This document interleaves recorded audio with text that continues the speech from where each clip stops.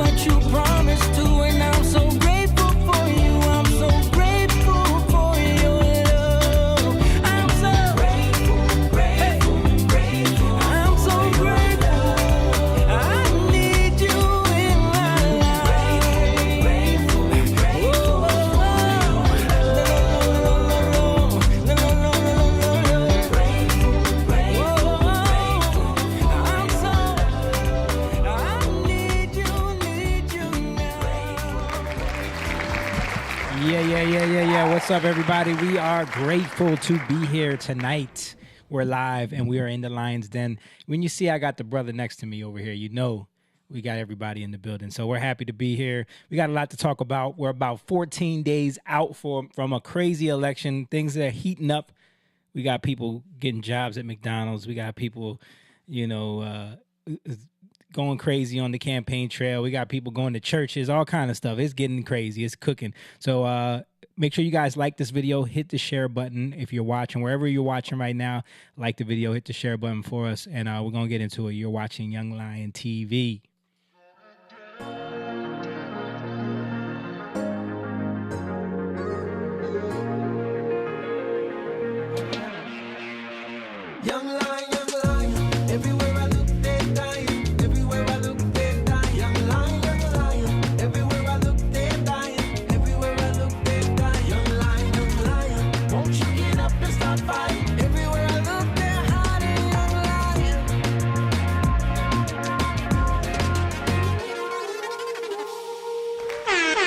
Yes, sir. That's the intro to Young Lion TV, dropping it on them. You know how you can just get used to something? Yeah. And then I was just like, listen to it. Like, this song's pretty good. So used to playing it, you don't listen to it anymore, right? Yeah. Hey, we're doing it on Friday, though. Yeah. Oh, yeah. Yep. But yeah, thank you guys. You're watching Young Lion TV. I got everybody with me. We're in the Lion's Den like we do it live every Tuesday night. And we're very happy for everybody that's tuning in. I see you guys coming into the chat right now. Make sure you hit the like button. Make sure you drop a comment in. Get the algorithm going, churning, so that we can, get this thing rolling. If you're on Facebook, drop a comment. If you're on YouTube, drop a comment. Rumble, drop a comment. If you're on X, drop a comment. Twitch, everything. Say hello in there, and we always respond and try to get back to everybody and join in on the conversation because there's a lot of stuff going on in the world today. Shout out to Courtney, our sis, one of the Patreon members who shouted us out, said, hey, family, happy Tuesday. Always a happy Tuesday when we all can be here and talk about what's going on. But yeah, I got to make sure that if you want to support what we do, you know about the Patreon, because we do have a Patreon, patreon.com/YoungLionTV, where you can become a member. If this is something that you watch the conversation, you're like, you know what, I can get behind this. I want to support this. Get on over there and get to the Patreon, and for as little as $3 a month, you can become a member. When you see that, we're just a group of brothers, friends, sons, husbands, like I always like to say, and fathers that have been through a lot of things in life and learned a lot of things in life, and we like to talk about those things. We like to have conversations that amplify very serious topics rather than showing men in the light where we can only talk about certain things, sports, women, cars, things like that. We like to have real conversations. We've always had those type of conversations in this group and in our community. So that's something that we like to show to the public and also show young men and young women that it's important to have these kind of conversations because you can grow a lot from them. So like I said, if you want to support that, go to the Patreon and become a member over there. Also, if you want to get the merch and you want to support that way, head on over to our band's website, which is Jatan.com/shop, where you can go ahead and get some of the merch that is available all over there. Tons of different stuff that you can get. But yeah, without further ado, sitting next to me, you see him there. He's got the grateful hat right there. He's grateful. He's just fresh back from a Lion King extravaganza. You went to Broadway, right? Yes. Yeah, with the wifey. Tickets for Jessica's birthday. Yeah. And it was last weekend. It was a beautiful musical. Okay, we'll talk about it a little bit. But he is the coolest Asian in the podcast world. I guarantee you there's not one cooler. Mr. Simone Chang, he's with me, sitting next to me tonight. I never believed them. Coolest black Asian.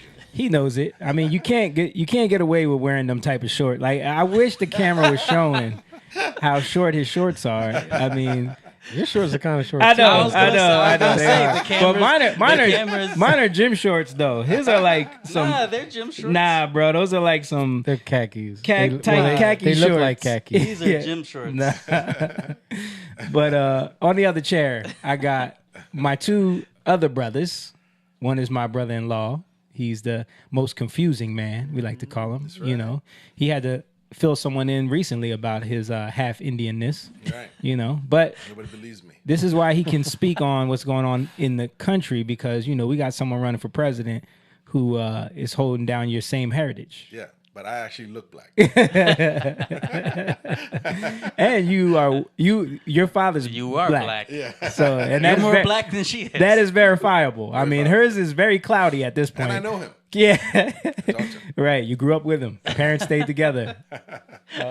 But yeah, he is the half black, half Indian with the Spanish last name, Mr. James Garcia, a.k.a. Mr. Bill Wright in the building. Looks like you're slimming up a little bit there, bro. Yeah, man, I've been Your going. face. You got to pull that mic a little bit closer because it's a little bit far from you. I've been going to the gym, trying to. Yeah, I see it. Pull the all whole up in- table closer. That'll be easier. Yeah.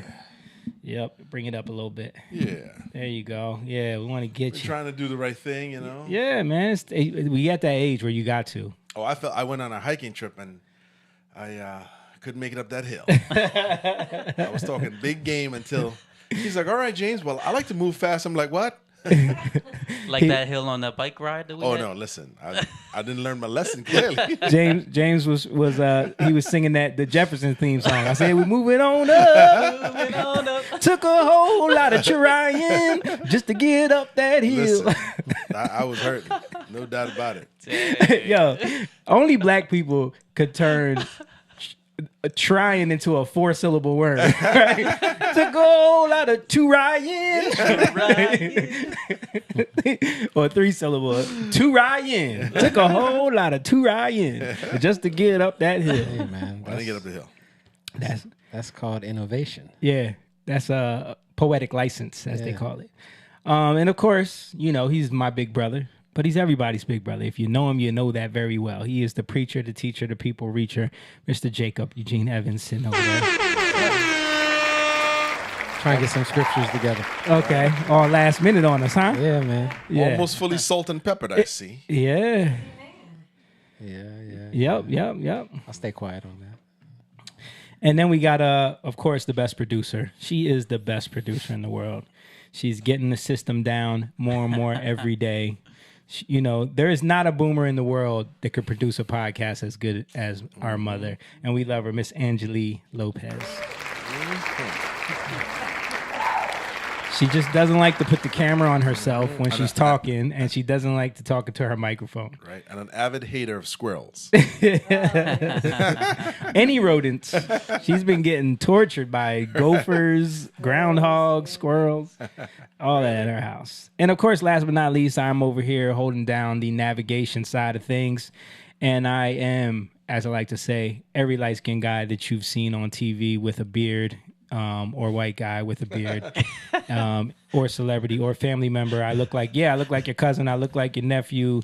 Like I've heard it all McGregor. before. Jamie Evans. There's a guy, Jessica likes Love is Blind, and there's a guy on this season. I know what you're talking about. I'm like, well, he look like a.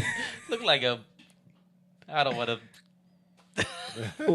to say what I said.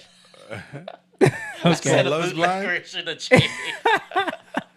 I want to see. And this and here's the funny part of that story is this character, the whole reason he ends up with this like mixed girl, right? Mm-hmm. But his whole reason, like how they connected, was he told her that like his whole life he felt like he grew up Italian. His father was like very proud about their Italian heritage, and then he did like a 23andMe or something and found out that he was like 15% black.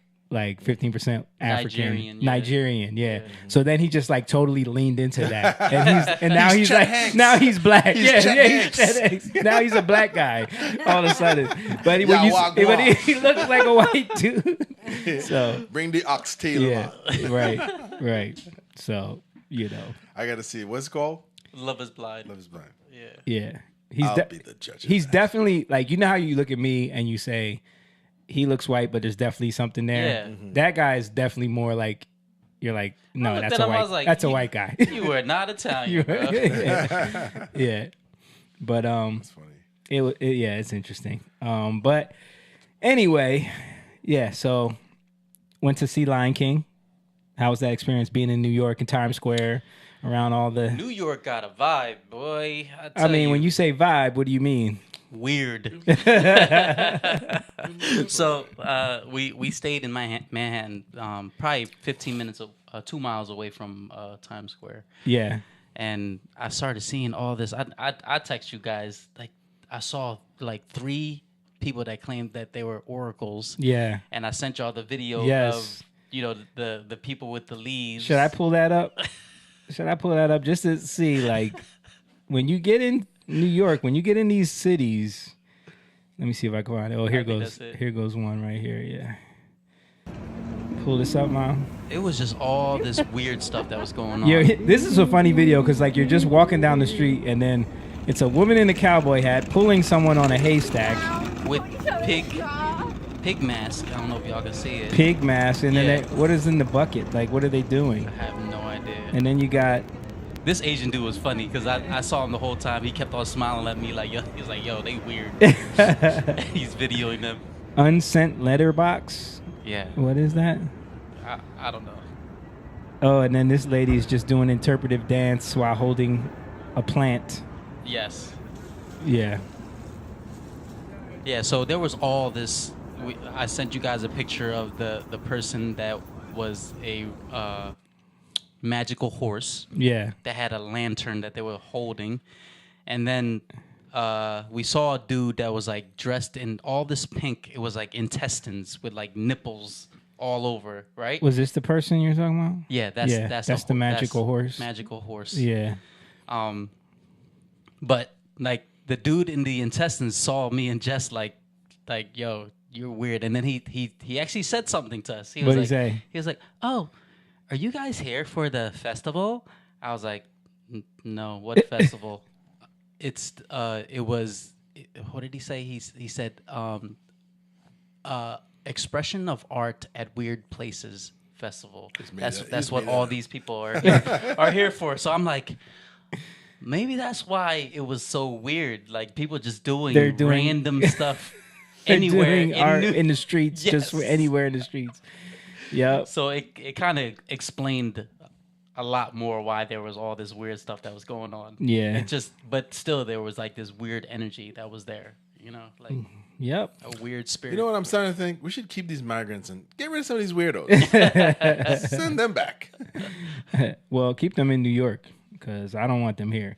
Shout out to Denver. Uncle Denny said, good evening, all. Jess said, hi, guys. What's up, Jess? Talking about your Lion King experience. We saw that you guys liked it from all the social media posts. You guys had some good time. Yeah, it was good. The musical was good. The lady that played Rikishi was amazing. Isn't it Rafiki? Rafiki. Okay. Rafiki. Rikishi is the guy who works at 7-Eleven up the street. I mean, I think I know him. Yeah. The baboon. Yeah. Shout out to Brendan Lennon. He said, hey, guys, how's it going? Very interesting time for this E. coli at McDonald's news coming out around Trump just visiting. Listen, I'm going to talk about it when we get there. We're going to get to that in a second. But, yeah, you're absolutely right. Rikishi was an old wrestler back in the day. Yeah. Was he an old wrestler? Uso's dad. Yeah. Yep. Okay. Shout out to Carl E. Swanback. He said, which candidate Democrats most characteristics of a two, what? Three Second Christian. Timothy, 3 Christian. Which party platform has all the fruits of the Spirit on full display? None. None. Neither one has all the fruits of the Spirit on full display. But there is a definite clear line in the sand on certain things that we're going to get into in a little bit. Well, I don't think that's the difference. I don't think Trump even, tries to take on that persona, but there is one who does. Yes. But I think God is definitely using Trump, though. Yeah. Full fruit of the Spirit. Yeah, for a purpose, and that's what it's hard for people to see sometimes. Yeah. But if you look in the Bible, God has always used men that weren't, Perfect in any way. perfect. Yeah, The not only just one that. that was perfect was Character. Jesus. Yeah. Not just that. Like sometimes when men don't step up, God uses women. Yeah. Like not to say that God doesn't use women. I'm That's just saying. I mean, Kamala. I mean, for real though. I'm just Are you saying. trying to say that he's using See, I did, Kamala? right when I said that, I'm like, Kamala. Well, no, I'm definitely not saying Kamala. Kamala is disqualified. But I'm saying that when men don't take up and take their responsibility, like even in the family, sometimes, okay, go ahead. Yep. Women. I mean, and we see that definitely in the black community. That is a huge issue. Yeah. So I want to start. That's a good place for us to start because I want to start with. We're going to get into like the headline this week has been a lot about the church and people's affiliation with the church, and it kind of got started when they do that Al Smith dinner every year. If you remember the Trump Catholic dinner, which is it's a fundraiser thing that they do every year, and they raise a lot of money. It's kind of lighthearted when they do it. It's a dinner, but they do it like a roast kind of thing. Yeah. I remember even Trump and Hillary did it together, and they both had fun roasting each other, and it was a fun back and forth. And this is the first time. So Trump was there, of course. I'm sure everybody's seen all the clips of him like roasting everybody that went super viral. But this is the first time that a presidential candidate hasn't done it since like, the 60s or something like that. It's like the 80s. Is it the 80s? I think so. I don't even know who that it's was. many years. But let's play a little bit of that just to give an idea of what we're talking about here. I'm sorry. So Jim Gaffigan even roasted the Democrats, and it was funny because he starts out by acknowledging the fact that Kamala didn't show up there. I'm sorry. Why is Vice President Harris not here? The Democrats have been telling us Trump's re-election is a threat to democracy. In fact, they were so concerned of this threat, they staged a coup, ousted their democratically elected incumbent, and installed Kamala Harris. My opponent feels like she does not have... Wait, is that a joke? Like he was saying it as like he was trying to be sarcastic. Like they were telling us that Trump is such a threat to democracy that they totally subverted democracy. Yeah. You know what I mean? Like that was the joke. That was the joke. Yeah. But it's just funny because it's a joke, but not a joke. Yeah, you know what I mean? Right. And they're laughing about it. Right. But it's true. Yeah. And it's funny because even like right behind Trump was Letitia James. Like a lot of the people that are involved in this said coup are there. Chuck Schumer sitting right there.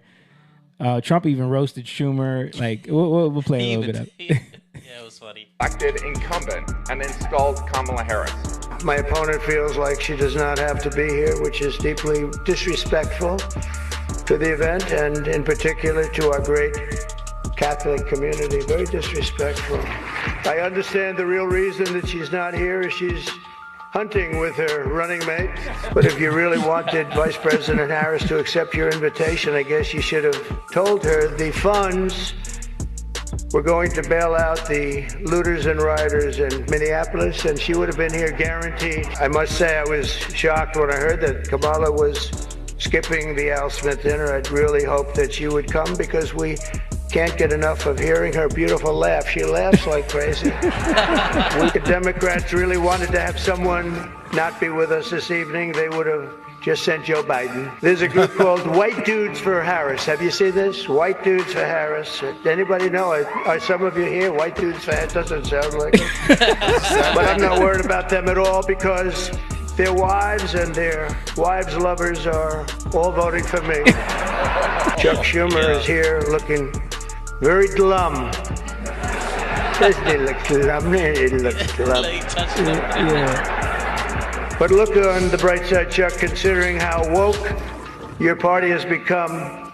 If Kamala loses, you still have a chance to become the first woman president. I hear that Kamala and her husband carve out some really beautiful alone time at the end of the day for an intimate dinner. Just Doug, her, and the teleprompter that she uses quite well. But unfortunately, Governor Walz isn't here himself, but don't worry, he'll say that he was. I used to think the Democrats were crazy for saying that men have periods, but then I met Tim Walz. Well, that was a good one, too.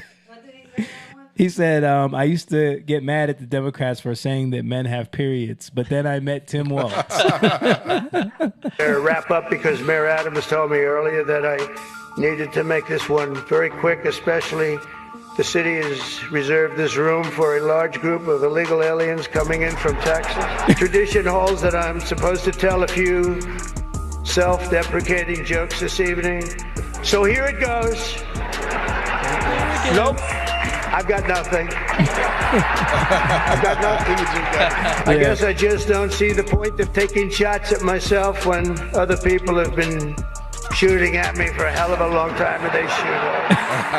Thank you very much, and God bless you all. Thank you. Thank you very much. Yeah, that was He was hilarious, yo. yeah. I mean, he had some good joke writers. He's just a character. You know what I mean? He's been roasted before, though. Oh yeah, he So did he- the so- he yeah. let them roast him. Yeah, Yeah, so he knows. Yeah. You know. Yeah. But Yeah. it takes a certain character to pull something like that off. yeah, Yeah. It was entertaining. It felt like I was watching Oh, yeah. a comedy show. yeah, yeah. But he did that to Hillary. Yeah. He did. I don't remember the Joe Biden one. I don't remember that one as much, but I remember the one with Hillary. And she threw some shots at him too. He's an entertainer. Yeah. He's not just a celebrity. He's an entertainer. Too, Yep. You know, so. Yeah. What did they say Kamala was? She just didn't. She ended up making a cringy video that she like sent in for them to play, and it included a character from like the '90s SNL that nobody even knows. The Mary Catherine Gallagher. yeah, Superstar. Oh. Yeah, remember? You remember I that? remember. Yeah. So, and because she's a Catholic girl, but in a sense, it's like, okay, so your idea was to make fun of Catholics, like that was your idea to honor this organization by making fun of Catholics. Yeah.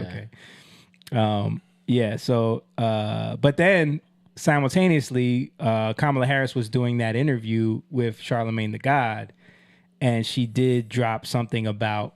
This is when they asked her about her representation with the black church and how she's like not been vocal about it. And this is when she first Jr., I want you to this is when she first kind of dropped that. speak to as it relates to a future Harris administration, how you would partner with the black church to address some of the urgent needs of the black community. Dr. King talked about the fierce urgency of right now, and as a church, Triumph Church is in that place. So first of all, that allegation, of course, is coming from the Trump team because they are full of mis and disinformation because they are trying to disconnect me from the people I have worked with and that I am from.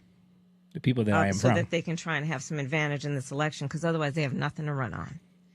I grew up in the black church. I grew up.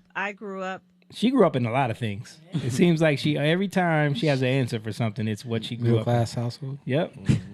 Grew up in the black. She's like Joe Biden. Doesn't Joe Biden always say he grew up in? Yeah. He grew up in the black. He grew up in the hood. He grew up in the hood. He grew up Ricans. around Puerto Ricans. He grew up at the civil rights marches. She said her parents used to take her to civil rights marches in the stroller. And Remember she said that's that? why he knows about roaches. That's right. That's why he knows about what's the other thing he said? The kids Rubbing on his legs. on his legs. Yeah. That was bad. Attending 23rd Avenue Church of God in Oakland, California. There you go. That's church. Yes, that is church. My pastor is Amos C. Brown of Third Baptist Church in San Francisco, California. Now you're Yes. talking black. I have, throughout my career and as vice president and recently, been actively engaged in the church and church leaders, not only so we can share in fellowship, Somebody but so going we fact can check her. share Yeah. in what we can do together that is about supporting the community, the strength of the community, the cohesion of the community. And then she goes on with a bunch of other word salad. Nonsense. But yeah, I mean, a lot of people are coming out saying like, yo, we've never heard you talk about the church. We've never heard you mention being a Christian. We've Nothing. never heard any of this until Yeah. now. You never brought up going to church. Yeah. Nothing at all. Yeah.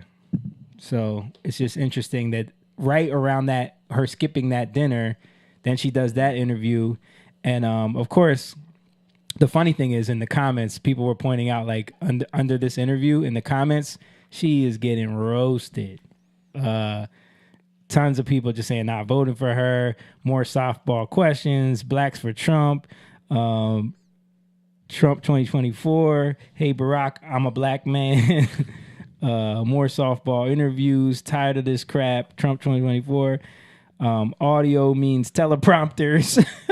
She didn't start talking to black people until she saw we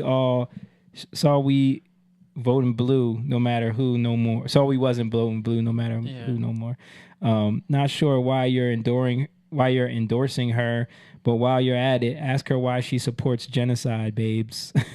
How many times is she gonna say or start a sentence with "I grew up in a middle class family"? Yeah, so she was getting roasted. All the comments were crazy negative. And a lot of people were pointing out that they don't believe that she grew up in a black church or whatever. So then shortly after that, she went mega viral because we all heard about the story where this happened. A few weeks ago, I attended the Trump rally here in my town.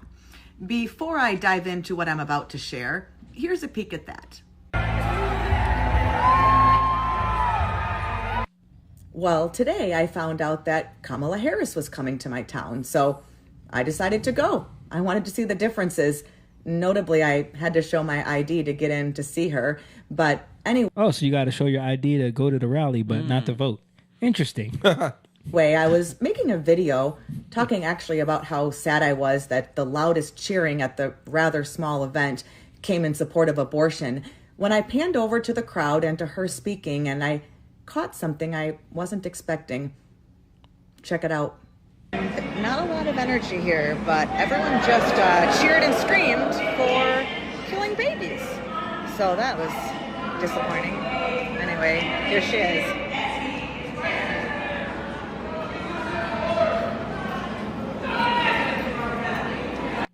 Did you hear that? Some guy in the crowd shouted, "Jesus is Lord." And Kamala said, "I think you're at the wrong rally." And then she said, "Try the smaller one down the street." Everyone laughed and laughed and cheered, but I was at that rally. There were almost 7,000 people at it. Today they said there were 2,500. Nobody waiting. Open spaces. I wanted everyone who's a believer to hear that for themselves. Again, we're not going to be gaslighted So she's saying on this. Trump's rally was 7,000 1,000 people, yeah. And that rally was 2,500. Yeah, even that when you were talking about the interview that the kids did, they said the same thing. Yeah. The two kids that got kicked out when they did their interview, they said that it was at their lacrosse. Was it lacrosse? The lacrosse arena Yeah, at their school. at their school, Yeah. and he said it was the smaller arena. And they were. And he did say 2,500. Yeah. So it's about 2,500. Yeah. Yep. We remember Donald Trump hand-selected 3 members of the United States Supreme Court with the intention that they would undo the protections of Roe v. Wade, and they did as he intended. Oh, you guys are at the wrong rally. That did something to her. Yep. And all those applause. She loved it. No, I think you meant to go to the smaller one down the street. So the people that say that someone is so obsessed with crowd sizes, but then they constantly are trying to diminish the crowd size and bring up the crowd size. But she wasn't expecting the backlash that came after this. And it's interesting how that played out. She skipped the Al Smith dinner, then went on Charlamagne's thing and talked about how she grew up in the black church. Then someone at her rally says, "Jesus is Lord." And she says, "I think you're at the wrong rally." And it's like, yeah, they said Christ is King, Jesus is Lord. Yeah.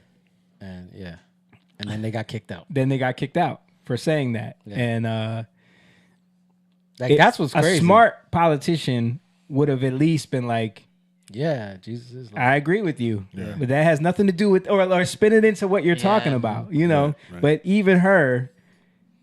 She's not quick on her toes. But I think it like showed, you kind of got the real her for a second, where she kind of exposed herself, like, because I think that's how she is behind closed doors, where she's gonna say something snappy back. Yeah. So. Do you think she heard what they said? Because that's the argument that they're making. Like, oh, she didn't hear what they said. She heard hecklers. She definitely heard, based off of what other people have said, and what well, they weren't hecklers. They just said it one time. Right. But what they said, the guys who got kicked out, she definitely said that to them. Mm-hmm.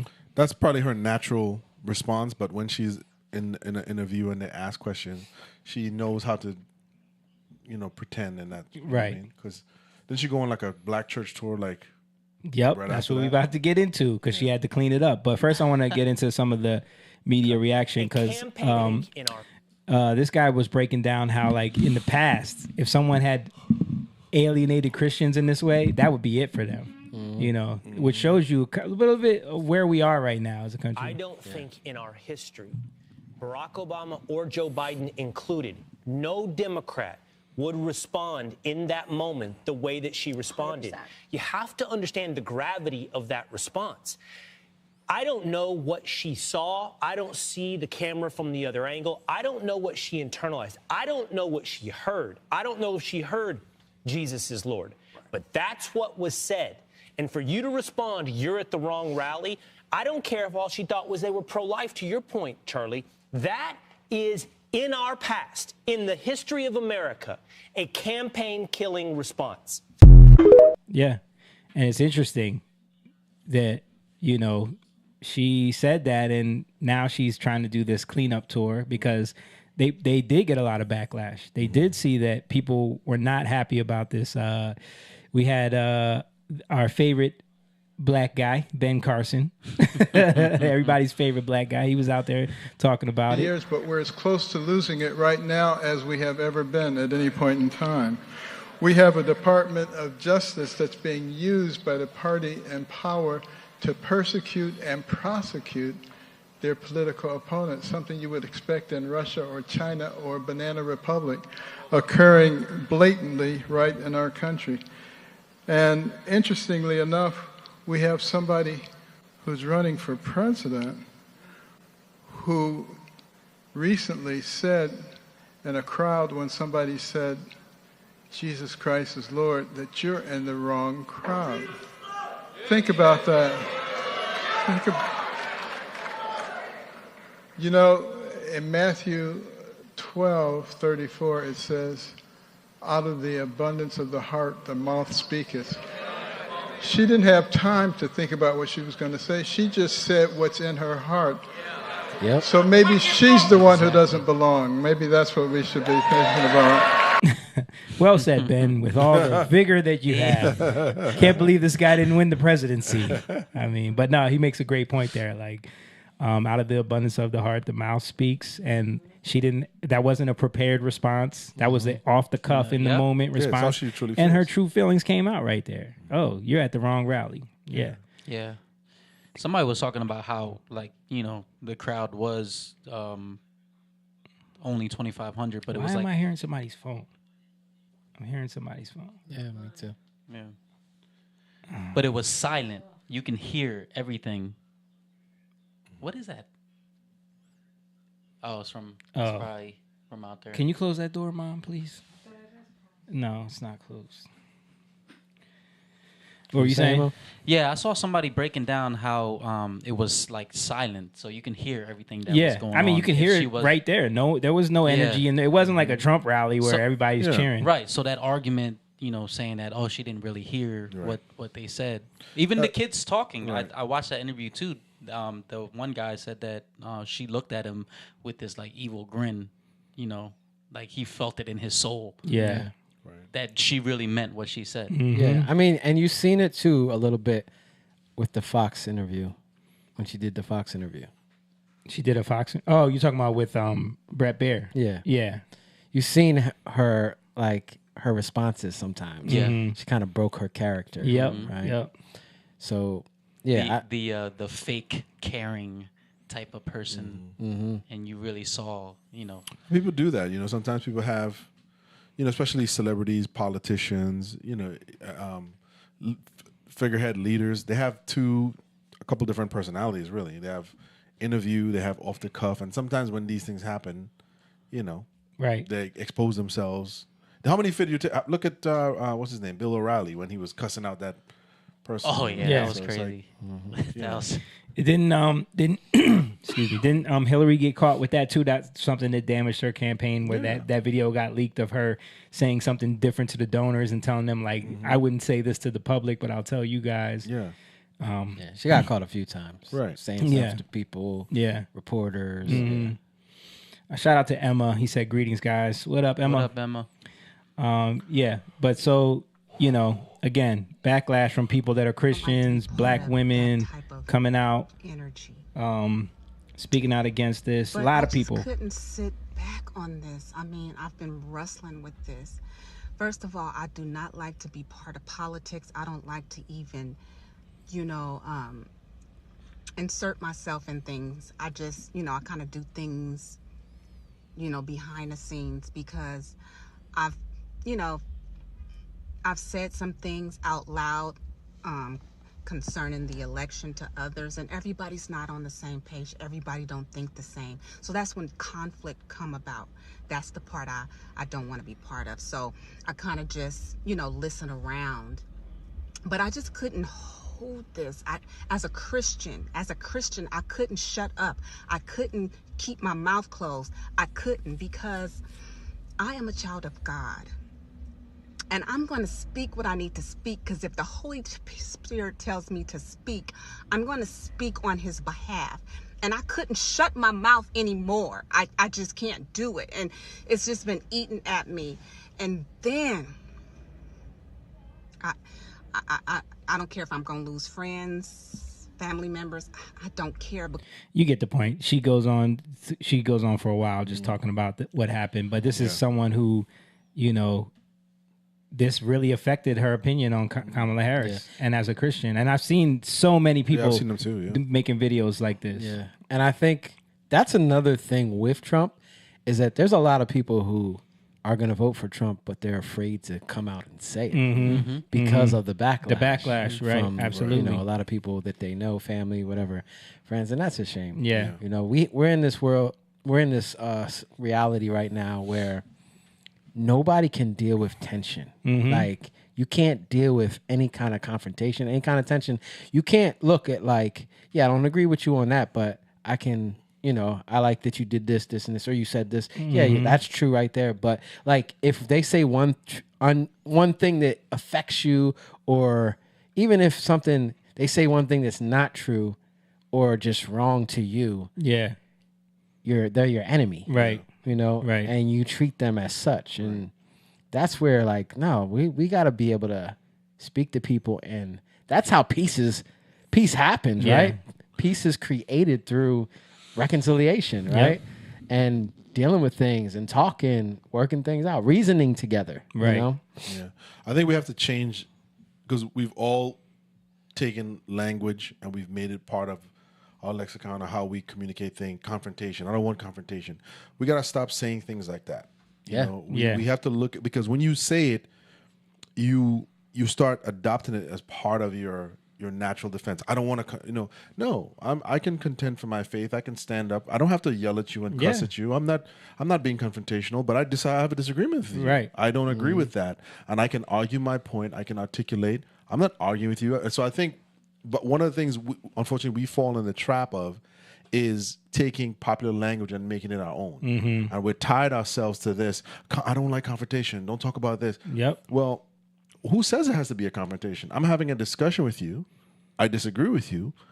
And you and me can have a dialogue and we can get into why I feel the way that you do. And if somebody says, I don't want to talk about that, okay, cool. But I'm not confronting you. I'm just disagreeing with you. You know what I mean?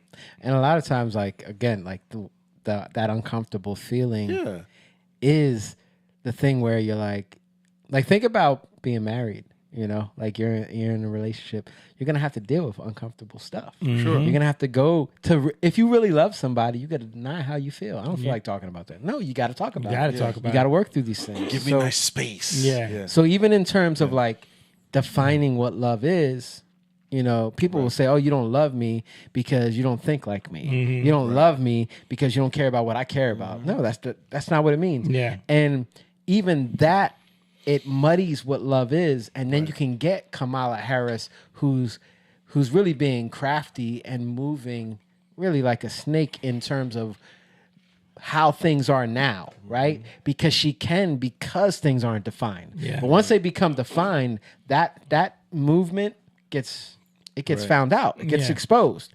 So you have to You have to confront these things. You have to be okay with tension. Yeah. You have to be okay with wanting smoke. Yeah, You know, like they say. Want the smoke. Trying to get that smoke. Yeah. And But we've taught- in a loving way. Yeah. You know what I mean? And we've taught our kids, unfortunately, that's part of the problem is we as believers too have played a part in this. Yeah.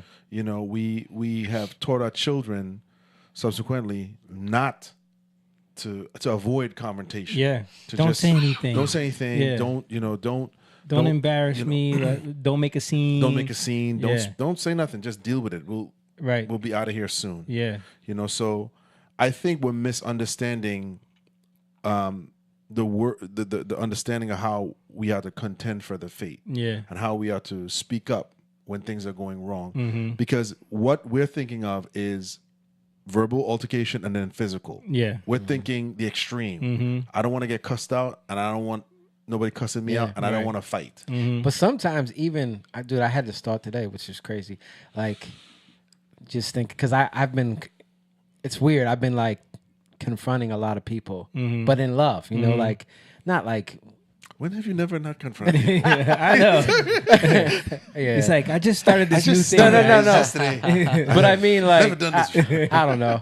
In a, I think a more healthy way. Okay. Because some, you know, in the past, like sometimes it hasn't been so healthy. Okay. But I realized, like, even if somebody punches me in the face, I was thinking about this, like, I got to be willing to take that because I love you. You know, like, I got to be willing to accept that and say, hey, I'm still going to be here. I still love you. And this is why, you know, because that's disarming. But that is the point of the turn the other cheek, you know, teaching, because it's about disarming any weapon that could be used to pull you out of that love, right? Yeah. But let's keep going because, you know, she had to get on her, you know, this is how the political game works. She messed up with Christians. So she had to get on her get back tour. And where did she run to? You know who she's trying to get garner favor with right now. But who do you think would be the most willing pastor to accept her into the church? Mom, you got any guesses? A fornicating pastor. Huh? TD Jakes? No, TD Jakes got too much smoke right now. We talking about smoke? He's laying low, baby. Baby oil hidden. Yeah. Is a well-known pastor? Huh? Is a well-known pastor? Yeah, he's pretty well known. We've talked about him on the podcast We talked before. about him. Oh, I Let's forget see. his name, but okay. We'll play it. We'll play some clips man of it. who This is her loves the entering in the ladies. church. We bless you. We bless you. We bless you. We bless you. Come on. She's right at home, right in the black church. Sing it. We bless your name. We bless your name. Yeah. And you got to keep in mind when you see women wearing a lot of those pink dresses, those are all AKA Eastern Stars. colors. They're showing their allegiance right there. We bring God to. Come on, everybody sing on praise. Gotta hug your hand around the cat ladies. Give your name praise, all praise. Glory and honor. All praise. Glory and honor. There he is. And that's after the thing happened with the guy saying Jesus. Yes, this is after. This is after. She made the call. So this is him right here. And I don't know if you've heard us mention him, Mom, Pastor Jamal Bryant. Yeah. I wouldn't Yes. call him no pastor. Just Jamal. That's just Jamal. But for those that aren't too familiar with this guy, let me just play a little clip of some of his teaching. Yeah, some of the stuff that see if he he's quickened by gets the into. word. And with now the living matriarch of the movement, Maxine Waters, who said they have declared war on 32 million women in this nation. And one thing about a woman, when she is focused, she is not going to stop until she gets what she needs. We stand, but we realize that this is not just a woman's issue. Unless I don't understand how pregnancy works, men have to extend their voices as well. And so we speak to this nation to declare that New Birth stands with the amazing women of this church, of this community, and of this country, that women have the right to have authority over their body. And it should not be legislated by men in Washington, D.C. Because what we are seeing is racism rearing its head again. With this measure that has just taken place, black baby infant mortality is going to rise by 30%. And hence we cover the That lives is rich, of our boy. mothers, of our... You're talking about black baby infant mortality. It's like, it's mind-blowing what he just said. Yeah. Like, bro, do you understand? Do you understand what's going on right now? He's just talking. He's blind. So, but this is what he's preaching. This is what he's preaching. He's coming out against. He's calling the overturning of Roe v. Wade demonic. Well, this right here. Remember, I was saying that God is drawing a line. Yes. It's a dividing line, and this is the dividing line. Well, let's give some context. This is a man who had an affair with a church member, and he admitted this. Is not More than once. More than once, right? More than once. And to quote Dave Chappelle, I care about abortion because of who I get pregnant. Right. Yep. I'll leave it right there. Well, you know what? I won't say. Well, yeah, technically it is an affair because he got a woman pregnant that wasn't his wife a second time. Yeah. And he's not married. Right. So, you know, what is that? And Yeah. then he didn't get removed from the church. So. Yeah. Well, clearly, because he's up there bringing in the AKA priestess right now. He's also talked about the single ladies not getting none. Yeah. At 36 years old, he can't preach the message of abstinence because the ladies need some. Right.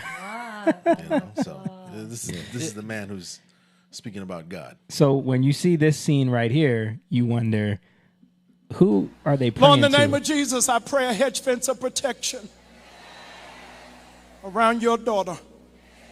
No hurt, harm, or danger. I pray that you'll assign 100,000 angels to cover her head. Thank you, dear Lord, that you have given her this moment to defy the odds in front of the entire world. Now, God, not for her name, but... Okay. It's all show. Yeah. And that's the sad part, man. It's all show. And part of that too, she's in Atlanta, so this is a fraternity, frat fraternity, sorority. Do favor that you see him play out there. Yep. Yeah. Make the call. She's kinfolk in Atlanta. Well, she's their real God is the sorority. Oh, absolutely. Oh, yeah. That's not Jesus Christ. That's just footnotes. And of course, he got his talking points from the campaign and from. Yo, does he look like R. Kelly to y'all? He does kind of Kinda look like does. R. Kelly. Yeah. He has that vibe. If R. Kelly was a preacher, huh? You said something is wrong with brothers who don't know how to support a sister. Yeah. Full stop. And Mordecai was man enough to know that in order for me to be a man, I got to know how to support a woman. Mordecai. Something is wrong with brothers who don't know how to support a sister. Oh, there's a symbol right there. It was a Yep. sister that AKAs. raised you. It was I a told you. sister that taught you how to read. It was a sister that taught you how to bathe yourself. It's such In an the context act. of vice president, were you trying to send a message? That we've got to be able to vote that misogyny is still real in our community. We've got to address it head on and not act like it doesn't exist. The reality is if black men had voted, Stacey Abrams would be a governor. And so I think that we've got to But maybe black men didn't like her. Absolute nonsense. It's not about. You know how many a women woman, black it's- men have voted in office? Maybe it was her. And the statistics are out. Black men, aside from black women, vote right under black women at almost like 80% Yeah, yeah. Democrat. Of course. So this is not true. Yeah. They're just preparing people Well, that she no. doesn't win. It is true because it's going lower and lower and lower. Yeah. They're not showing up at the rates that they No, were not before, before, but they're still but the way higher numbers- than any other demographic besides it's black right women. it's right under black. It's still black women. ridiculously too high, Right. percentage-wise. And what in my you're seeing, opinion. is what we talked about last week, which is that this is why they're specifically targeting black men. But notice the age, 18 Yeah. to 45. Right. So that's really the range that they've lost. They're not going to lose men of his age and older men. They're not going to lose those men. Those men are too vested into that ideology. But the younger men, that's why they're specifically going after young 18 to 45. That's why they did that, because they realize when they go and they obviously they do the research, they find out who are these men making these videos? Who are these men? Yeah. These podcasters. Who are these people who are speaking out against it? And most of them are not necessarily believers. Yeah. They're just coming against the system that they see failing them. Yeah. They can see it. They're You know tired what I of mean? being lied to. Right. And they're realizing that a lot of these men trying to get them in line Right. and bark these orders at them like, oh, you're a misogynist. They're Sure. like, wait a minute, dude. Why am I listening to you? Right, and I want to add something to this, right? I mean, this is not me casting any condemnation on this man, but young men also see that this man was an adulterer, Mhm. and he's been involved in a certain amount of affairs, and they've probably questioned certain things, and what they've been told, usually by a lot of women, is, shut up, he's a really good pastor. Hold up, we lost the camera. What happened? We lost camera. We lost. Oh, you went to 3, Mom. Oh, I did? Yeah. I didn't know. I was scratching my foot because I felt something, and I guess I hit by myself. You don't have to tell Okay, us. it's all right. So what I'm saying is that a lot of sometimes what no one is asking is why these men have abandoned. I don't think they've necessarily abandoned church. Now, am I saying that they found another church? No, Yeah. but they've abandoned this idea that I'm just supposed to go. I'm not supposed to question anything. Yeah. If the pastor gets a young girl pregnant, I'm not supposed to say anything because he preached real good. Yeah. The band is real tight. Everybody's going to wear their favorite hat tomorrow. But that's why when you look at that crowd of women in that church, mostly women. It's mostly women. I Right. mean, and then when you listen to him talk, a lot of young men, especially nowadays, I mean, they're frustrated with this. Play this a little bit. We've got to address it head on and act like We have to address it. I mean, there's a little zestiness going on there. Mm-hmm. You feel me? And like a lot of young dudes don't see a man that they want to follow. And they're being there. talked at. Yeah. They're being talked down too. Yeah. He that even though he's preaching, he's not cussing anybody, but he's talking down to people. Right. You can tell when somebody is intentionally talking down to you. And you hit that. That's the whole Obama thing. The Yeah, community's that's what like, got him in trouble. Why are you Yep. talking to us like that? Yeah. Yep. Especially when they're digging into Obama. But I got another pastor who came out speaking against this. You know, he's been very vocal about this this. is my guy right Yeah, here, yeah. Bishop Wooden. Yeah. Did you ever think that you would live to see a day in this country where killing babies would be the #1 campaign issue? You got to call it what it is. Yep. Yeah. Every other commercial is about killing babies. They call it reproductive health. That's a lie. There's no reproduction in abortion. It's like They call it Yeah. women's health issues. That's code. But that's a lie because we know that women catch colds. Women get the flu. Women get cancer. Women get all kinds of conditions. And ain't nobody opposing women's health. They're talking about one thing. And one thing I don't only. know of any man who opposes women getting health care. I know this. I sure want every woman that I know to get all the health care she deserves if she's sick. But yeah, and then he goes on to call out Jamal Bryant. He called this out. He's been doing this a long time. He talked about how Yeah. Jamal Bryant is one of the boule, who's in charge of ushering in people like Kamala. Sure. He talked about that. And he's also the guy who he went and apologized to the gay community in a very condescending way. Remember that? Jamal We played Bryant? that I on remember here. that, Yeah, remember? I do remember that. We showed that on here, didn't we? And he did it to a pastor Yeah. who's Husband. homosexual, Yeah. has a husband, Right. right? So Yes, we obviously, played that on here, yes. So this is all him, right? Yep. Right. He's very left. Like, and it's a perversion of love. Again, I'm not gonna I'm gonna apologize how we treated you, I'm not gonna say anything about what love really is. This is what love is. Like, it's a perversion. Yeah. And it's what's happening over and over and over again. It's rhetoric to homosexuals, to women, but it's actually keeping them in their sin. Right. Right. It's not confronting them there. Yeah, not at all. It's allowing it. Right. But he said something like interesting there when he started talking about the bishop, when he said, did you ever think we'd get to the point where you would see the number one issue being touted as abortion or killing babies? And I just wanted to play this video. I've had this video for a while. It's of the president of the Black Catholics United Against Abortions Foundation, Dr. Dolores Bernadette Greer. This is from like the 1950s, I think. Watch this video. First speaking to you as the president of the Black Catholics United Against Abortion, we do believe that more than anything else, abortion is racism. It is a way of pruning, if you will, the black population. In 1973, shortly after the civil rights struggle, when there were more benefits for the black people, all of a sudden we were given this free thing from the Society of America, abortion. 78% of your free abortion clinics were placed in black and urban areas for the purpose of something free of charge from a racist society. As to put it in words of one pro-abortionist, we don't need so many Negroes anymore. There's no more cotton to pick. So with these feelings about black people, this was one way of doing it as a social benefit, if you will. We're here to help you. Black women, and let it be stated, black women never demonstrated, demanded, or even requested the right to an abortion. We've been asking for the right to decent housing, the right to education, in fact, the right to health care. And all we've been given, free of charge, is the right to kill our unborn child.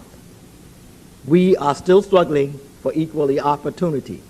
If a black woman walks into a hospital and says she is in need of some sort of medical care, she would be turned away unless she has Medicaid or Blue Cross or or Medicare. But if she asks for an abortion, there are no questions. We will be glad to kill the baby in your womb. It is demeaning to the black woman because when you wanted us, in other words, when we were on the plantation, you snatched the newborn baby from my arms and sold it into slavery. Today, you cut it out of the womb and throw it in the garbage or use it for human experimentation. Let it be known that over 80% of black Americans are against abortion on demand. That's crazy. 80% of Americans back then were against it. And let it be known that black women never requested, demanded, nor demonstrated for abortion.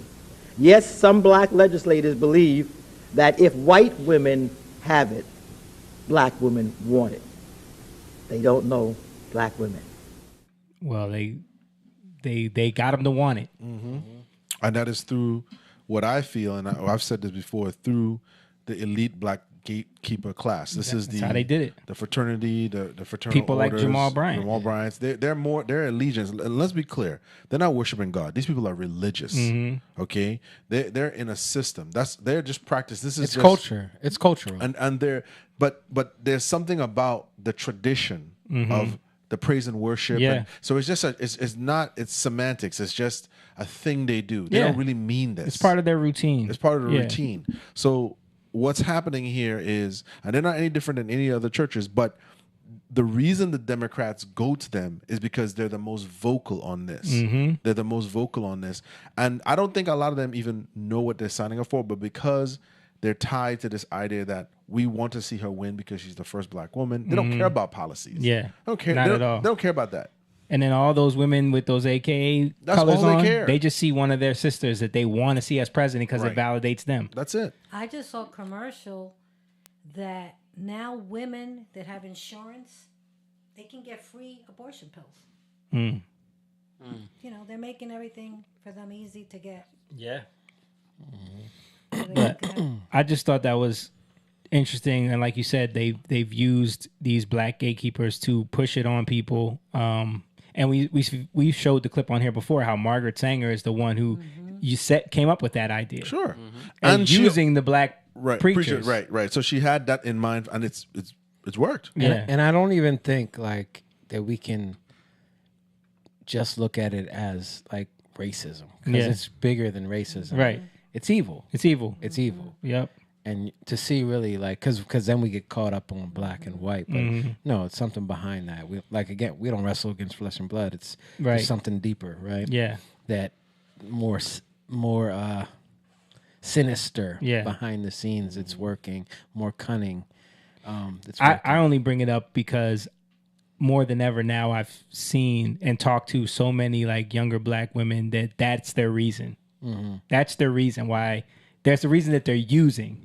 I'm not saying that that's truly what a lot of them do want to just see a black female president, but the reason that they're giving is for abortion rights. Yeah. You know, I don't think that, not that I know, but I'm suspecting that I don't even think they mean that. It's just that they've been asked and they don't have an issue that's clear. And that's something that's so repetitive that you just say it. Yeah. Right? Yeah. So you're just saying it. It's like, I don't think that deep down and inside, it feels like something you can't argue against. You're right. So, because then it's going to go down, well, you don't care about women. Right. So it's like, I'm giving you the talking points, just repeat this. Yeah. You know what I mean? Yeah. And I think that's part of what's happening. You know what I mean? It's called women's health care. You don't care about women. Yeah. But it's actually, that's why I'm saying you have to pay attention. Yeah. Like when you, because you'll hear love and you'll hear care and you hear kindness. You'll hear all these things. Right. Yeah. But you have to look at what they're doing. And it's funny because Kamala says, you got to watch what she says, your actions. Exactly. So she like literally says the things that point back to her. Right. You know? So pay attention to what she's saying and then look at what she's doing. Yeah. Because she's like doing the telling opposite. people that you're at the wrong rally when they bring up Jesus. But this is why language is important. Right. This is why you have to pay attention when they're framing things a certain way. You have to pay attention to that because they're slowly conditioning you how to speak, how to think, and it becomes an issue that you don't even realize that it is one, but it's just the language. Even the fact that you're saying the first black president who's not even black. Right. Even she might be like a little teeny, you know, like maybe 5%. Well, the first black president is Barack. I mean, he ain't say no lies though. Woman. He said the same thing. Woman. I mean, well, in terms of black American, right? But because he ain't American. Yeah. That's crazy too. Yeah. That's crazy too. He But did. He did. His first 9 years were in Indonesia. He's more Asian than I am. Yeah. I'm more black than First of Obama. all, did you saw the birth certificate thing that the dude just a new graphic artist came out, and I was talking about this with James I think yesterday, right? Yeah. And I was like, I'm watching this dude do this whole like, can you guys believe this? I'm like, bro, welcome to 2014. Like we were talking about. Fake news, It's like, old. like, dude, they discovered that years ago. But Oh, they did? yeah. Well, I knew that they the knew. birth certificate was photoshopped, of course. Yeah, but I But- didn't know they broke it down like The that. same way. But the thing is, now we have Twitter. We have back TikTok. then. Back There's a then, lot you more. had to search for that information. Right. Back in 2013, 2014, it YouTube existed, but it was more obscure. It wasn't how it is now. Like Yeah. we didn't have all the social media that we have now. So now he puts that out, it goes viral. But I saw people do those same breakdowns, remove the background, show all the Photoshop stuff, all the little tricks that you everything. that you do. I saw all that before, but it's just funny seeing someone now rediscovering it because now Barack's back in the news and Candace Owen dropping that there is documentation that shows that he was born in Kenya. You know what I mean? Yeah. There is documentation that says that. So, He never grew up in black society at all. no. But At all. did he grow up in America at all is the question. No. Right. He went Well, to college in Listen. Yeah. Here's the thing, right? When black people overwhelmingly vote, yes, they want to see a black president, but they were really voting for Michelle. Like without Michelle, Yeah. I don't think Obama would have. If he was with that girlfriend that he wrote all them letters to Oh, no, it about wouldn't have been the same. fantasizing if he about had homosexuality. a white girl or a non-black girl, he would never resonate with black women. Yeah. But the reason why we're bringing this up is because of the superficial nature Yep. Yes. of it, right? It's what is superficial that you want to point to and identify yourself with that really you shouldn't be identifying Yep. yourself Right. with because you're so much more than that, right? But when all we can see is that And I will point to the church even more than that, because the church is supposed to identify with Christ, identify with Christ, right? And we can tell how carnal or fleshly we are because we care so much about what somebody looks like. He literally said, like, this guy was literally talking, Jamal Bryant, I'm saying, literally talking about her being the first black woman president. You know, like, he's literally putting this in the minds of his people. Yeah. He's lifting her up. Yeah. He's adorning her, you know what I mean? And I don't know if you guys saw this. Did you guys see the clips of them kicking out people that were not happy about it? Yeah, I saw some of that. They got I heard about it. Escorted. I got a little clip of that. Them being escorted out by police. So they didn't show you this on the videos. There are true believers out there, and that lady won't have them. That's absolutely a damn shame. You mean to tell me you got people being escorted by the police out of the house of God? But somebody got to stand up for the word of God. And when they see an abomination, when they see a Jezebel on that stage, that lady had to speak out. Kamala, how much did you pay that church? And Jamal, what deal did you make? That's a damn shame, New Birth. But that's what discernment is.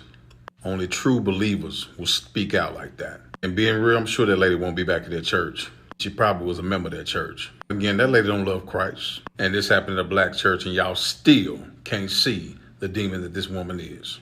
All these people come to do is praise God, but instead, they get a demon sitting at the front of their pulpit. New Birth, you should be ashamed of your damn self. That don't make no damn sense. Yeah, so that was the clip at the beginning, her being escorted out by a police officer. You can see right there. Yeah, but New Birth has been this way. Yeah, that's true. Yep. We have to, this is on a downward for a long time. Yeah. You can't expect them to do anything Like different. before him, they had Eddie Long. How you go, like, so this is a step over up for him. He left Baltimore, and he was scandaled in Baltimore. Yeah. One of his ex-wives is the Real Housewives of Baltimore. And so he moved down there. And if anybody doesn't know about Eddie Long, like, he died, but before he died, he was caught up in a scandal with other men. A bunch of men that he was grooming Mm-hmm. from the church, sending them photos and selfies and going on trips, all kind of stuff. Right. Kind of like Tim Waltz. But I wanted to play this clip. People have been what?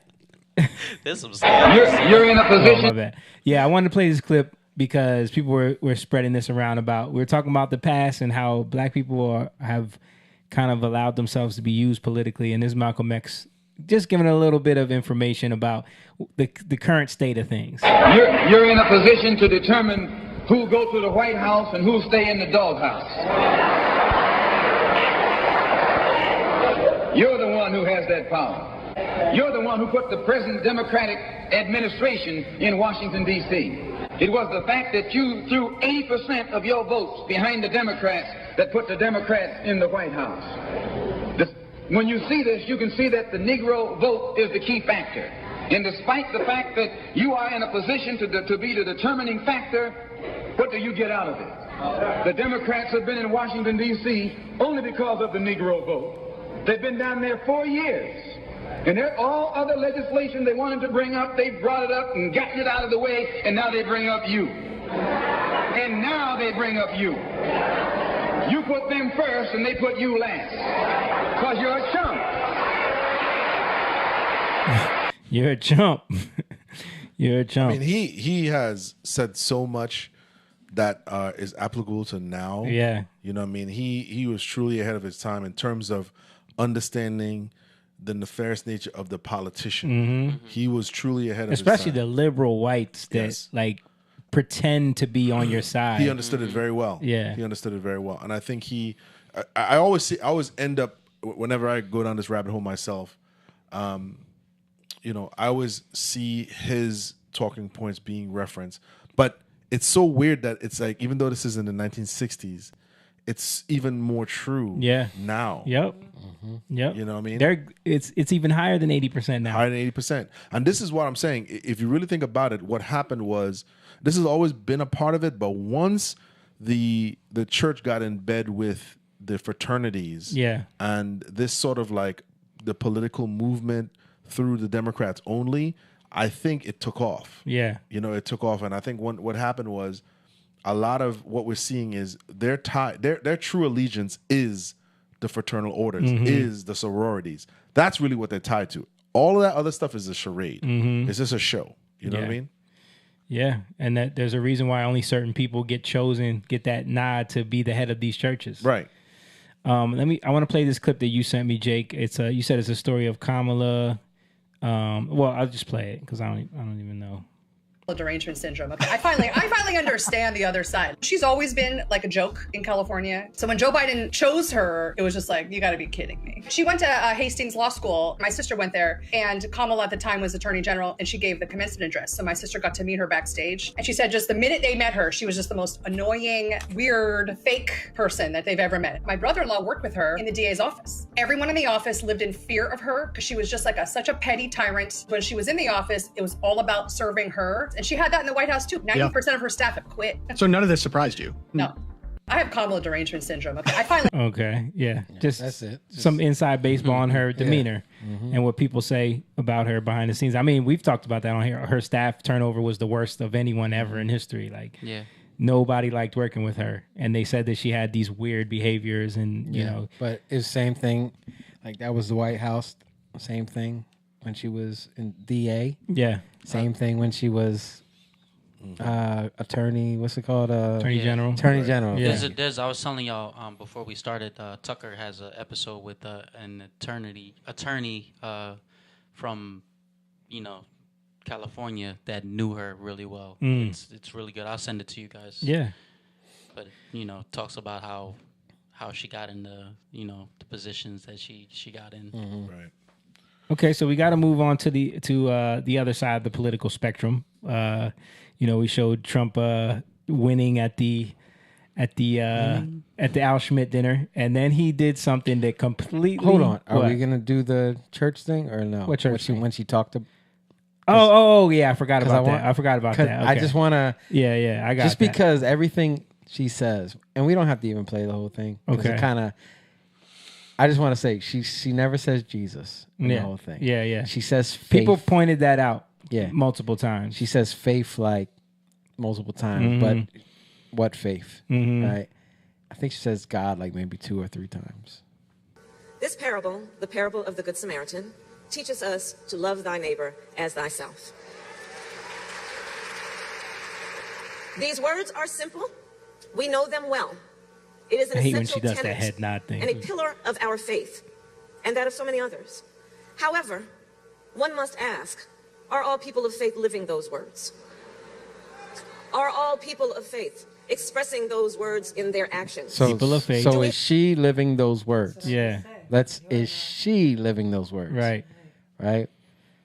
Okay. Have leaders in place who understand that in the face of a stranger, one should see a neighbor. And I'll tell you, I grew up in a church that took those words to heart, and where I first learned the teachings of the Bible, and my earliest memories of those teachings are about a loving God. A loving God. A God who asks us to speak up for those who cannot speak for themselves, and to defend the rights of the poor and the needy. And for me, like for so many of us, church is then a place of growth and belonging and community, a place where we are reminded of the incredible power of faith and fellowship. And in moments of difficulty and uncertainty, when the way is not clear, it is our faith that then guides us forward. Faith in what we often cannot see, but we know to be true. And I say that because in this moment, across our nation, what we do see are some who try to deepen division among us, spread hate, sow fear, and cause chaos. Isn't that what she's doing? Yeah.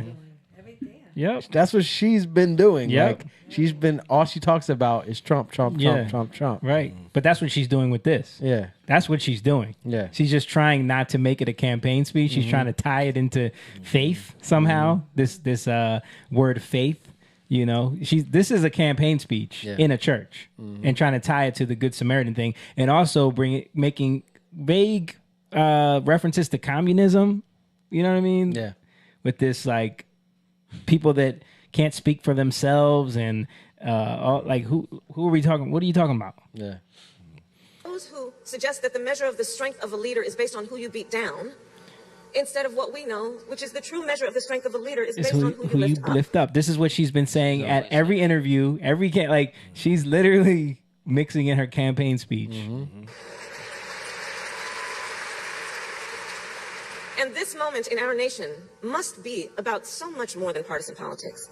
It must be about looking inward and being guided by our faith to know what brings hope and what is truly the best expression of our strength. So we gotta looking inward. Yeah. To what? Right. Guided by our faith. About what brings hope. Where are you putting it? Yeah. What faith? Where faith means to trust. Put your trust in. Where are you putting that trust? Yeah. Where are you getting this hope from? She's not saying anything. Yeah. Really. Because she could be talking to any faith. Yeah, I mean, it's interesting Generic because language, what she's doing here is the same thing she does when she answers questions, the same Mhm. thing she does when she does her speeches. She's not really saying anything. Yeah. It's just a bunch of words that sound like words that belong in the church. Like she says things that sound like political words, or she Right. says things that sound like churchy words, or then she Yeah. gets in front of black That's people true. and she says blacky things, and then she Yeah. gets in front of Latinos and she says Latini things. You know what I mean? Like that's what she does. Yeah, she I knows how love to. you She knows how to too. string Yeah. a sentence together that means nothing. Yeah. she's using. Yeah, she can talk for 20 minutes and never say anything. Right, right. She But somebody wrote this for her. Oh, absolutely. And she memorized the crap out of it. Right. Why is, I'm being petty, but why is that cross crooked? Yeah, I don't know. That cross is crooked. I noticed that. Can we don't have to play the rest of this, do we? Or is there a part of it that you want to hear? You can go to the end, like Okay. towards the end, because I All just right. want to. It's just funny what she does at the end. And now we ask a question. We face this question. What kind of country do we want to live in? A country of chaos, fear, and hate, or a country of freedom, compassion, and justice? And the So great thing again, about living... so think about like if she's saying that if they're saying that she was a tyrant, Yeah. in the DA, she was a tyrant as attorney general, Right. She was a tyrant as VP. Yeah. What do you think she's gonna be? Right. And a tyrant is the opposite of what she's saying. Yeah. Right. This is what we're talking about. Yep. You got to look at what she's done. Mm-hmm. You got to look at even in terms of what she's running on. She's Mhm. running on women's rights Mhm. mostly. Yeah. Which is at core, you're killing babies. Yeah. It's not about women. It's about killing babies. Yeah. It's not about women's health. It's not about women's health. Right. There's no new women's access to health care, Yeah. or autonomy over Reproductive their rights, yeah. bodies, all No. these things. None of that matters. She's running off of that. This is why they're chastising black men, because she realized she's not going to win off of that. She realized that, and to be fair, a lot of women, like the young lady that Jimmy played earlier, a lot of women aren't standing with this, and I Yeah. think it took a lot of, because there could be people who are they're going along and they're voting just to see this accomplishment, like we did with Obama in Yeah. 2008, Mhm. right? But I think we, like Jamie said here, and you guys were talking about earlier, because we have access to the internet now, these clips that she's saying, you're at the wrong rally. Yeah. You know, her not really speaking clearly and mentioning Jesus' name. People are seeing this. Yep. And so I think it's a harder sell now than it was with Obama. Yeah. Right? Number one, the idea of a first black, that's already been done. Yeah. First woman thing, all right. But I think a lot of people are recognizing that she is just saying whatever she thinks you want to hear and then coming after to clean up the mess. Mhm. What backfired on them was when they started to talk down to black men. Yeah. That backfired a lot. And then And- the church thing. Yeah, and then her saying what she said with Jesus is Lord. Yeah, her getting you're caught at in the that. wrong rally, Because yeah. that's when it's funny, dude. This is 1 Corinthians 3. I think it's 19. It says, I just want to read this little part. For the wisdom of this world is folly with God. For it is written, He catches the wise in their craftiness.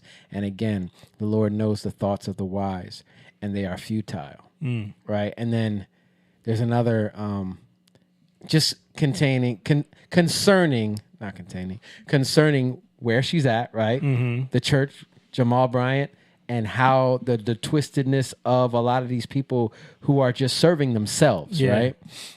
The funny thing about that word for craftiness has to do with selfish goals, right? But there's this thing in Ephesians where it talks about the church, and it says, hold on, let me see. It says that God gave apostles, prophets, evangelists, shepherds, and teachers to equip the saints. So think about right now, you're using these people that call themselves ministers, right, in different ways, to bring their own gain, right? Not to help people, not any of that, but it says to equip saints for the work of ministry, for the building of the body of Christ, until we attain the unity of the faith, of the knowledge of the Son of God, to mature manhood. So it's about maturing us, right? To the measure of the stature of the fullness of Christ, so that we may no longer be children, tossed to and fro by the waves, carried about by every wind of doctrine, by human cunning, by craftiness and deceit.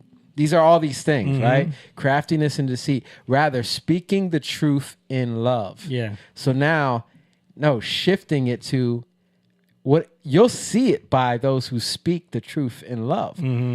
And when you're under a lie, it doesn't feel good. When you've accepted this craftiness, when you accepted these lies into your heart, when somebody's speaking the truth and you've loved the lie, it's hard to let go of that lie. So you have to continue to come to people in love, speaking the truth, right? It's going to take time for some people. You got to be patient with people. So rather, speaking the truth in love, we are to grow up in every way into him who is the head, into Christ, to whom the whole body, joined and held together by every joint with which it is equipped, when each part is working properly, makes the body grow so that it is built itself up in love. So this is real love, right? It's a totally different thing than what she's talking about. She's talking the craftiness, the wisdom of the world. You know, think about like the CIA. Yeah. You know, what do they call it? What? Trade craft. Remember I talked about this a little bit at church? Trade craft, right? It's craft. Yeah. You know, craftiness. Yep. It's trade craft has to do with skills, ways to manipulate people. Remember the CIA agent that was coming out with all that stuff, who was on a bunch of podcasts? Yeah. I'm talking about? Yeah. I don't remember his name, but guy with the curly hair. Yeah. I feel like he was a plant. But he's bringing up this stuff. He might have been. Yeah. But he's sharing certain things, right? Right. And but the biggest thing is, how can we manipulate people? How can we go in and see who we can manipulate, right? Because you don't just go in and you have to spy out and see who can be a good tool. Who can we use? Yeah. Right? And when you're compromised, you know, okay, I can use them. Oh, they're struggling in this area. Right. I can use them. Right. Oh, they're dealing with this. Yeah. I can use them. So even with the Puff Daddy stuff, what do? You put them before temptation. Yeah. Right?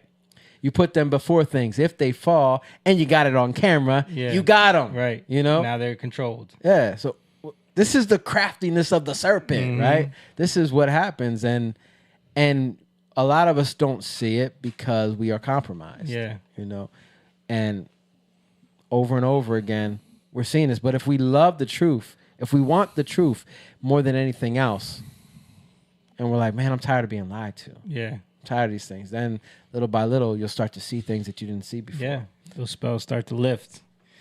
Shout out to Papa Jeff. He said she kind of sounds like a robot with this choppy talk and this emphasis, with this nasal emphasis, just really gets on my nerves. I know her voice just chalkboard. Just play the rest because it's about to be done. Just so In a democracy is that we, the people, have the power to answer that question.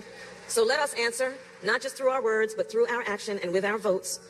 When we come across our brothers and sisters in need, let us, as the Good Samaritan did, see in the face of a stranger a neighbor. And let us recognize that when we shine the light in moments of darkness, it will guide our feet into the path of peace. And let us remember that while weeping may endure for a night, Joy cometh in the morning. Oh gosh. She said, "When we shine our light, Yep. None of, like in the path of peace. Mhm. Like, Joy cometh in the morning. but that's the part. Yeah, joy cometh in the morning. Well, you know that's Full her of campaign love. thing. Joy. Remember that? That's her slogan. Is it? Yeah. It is. Joy. It's all about joy. Joy. Yeah. I saw something she had. It was like some kind of campaign phrase, but it looked so bad. Yeah. I can't think of it. I don't know, but let's move on to the story that kind of broke the media and had them all whining and crying. It was the biggest troll of the week, of course, by the troll master in chief, Donald Trump. So everybody knows that one of Kamala's little Joe Biden-esque stories and lies was that she tried to connect with people and say that one of her first jobs was at McDonald's. And of course, McDonald's came out and said they didn't have any record of this, or they don't keep those kind of records, blah, blah, blah.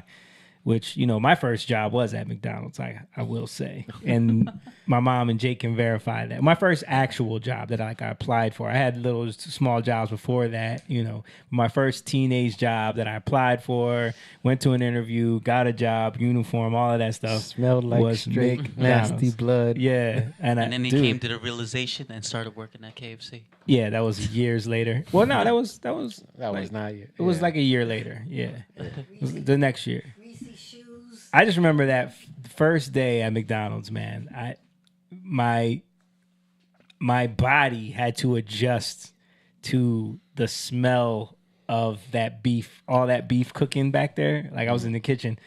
And I remember when the guy showed me how it was kind of like Hakeem when he went to Hakeem when he goes to McDowell's for the first time, and you're like watching everybody do the job, and he said, "This is how the fryer works," and he puts all the patties on there, and they have these things they used to have. I don't know. They used to have these things that you would push down like to cook both sides of the burger at the same time, and then you crank them and tighten them so that it would cook both sides, and then that thing lifted up.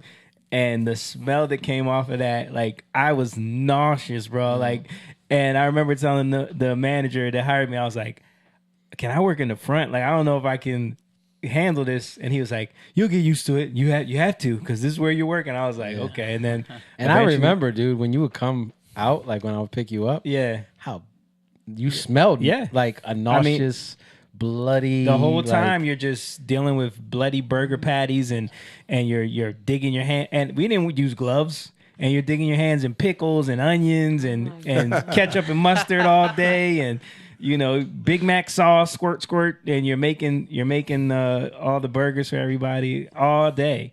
Yeah, but anyway, so Donald Trump says Kamala Harris never worked at McDonald's. So I'm going to go work at McDonald's so I can have one up on her. He actually likes McDonald's, too. Oh, he loves McDonald's. And they clowned him for it in the past. But this is the people that... Where's this at? This is in... Where was this? Detroit? PA. PA, yeah. And, you know, the media was so mad because all these people showed up just to, like, see Trump working at McDonald's.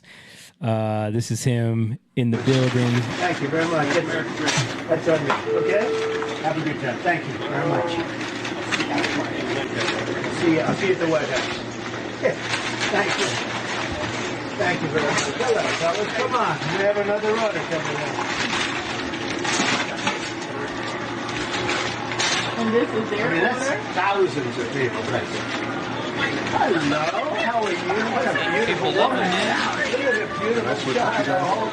If Kamala did this, I wonder if he's like just because he's not taking no money or anything. So is he just like? No, he paid for everything. Oh, okay. Yeah, he just he paid for it. He's just handing it out so people could order whatever they wanted.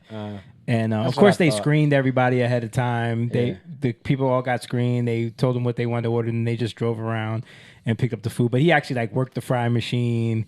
He you know, was handing out the food. I got he put this TikTok up and it like had millions of views in an hour. I'm looking for a job, and I've always wanted to work at McDonald's, but I never did. I'm running against somebody that said she did, but it turned out to be a totally phony story.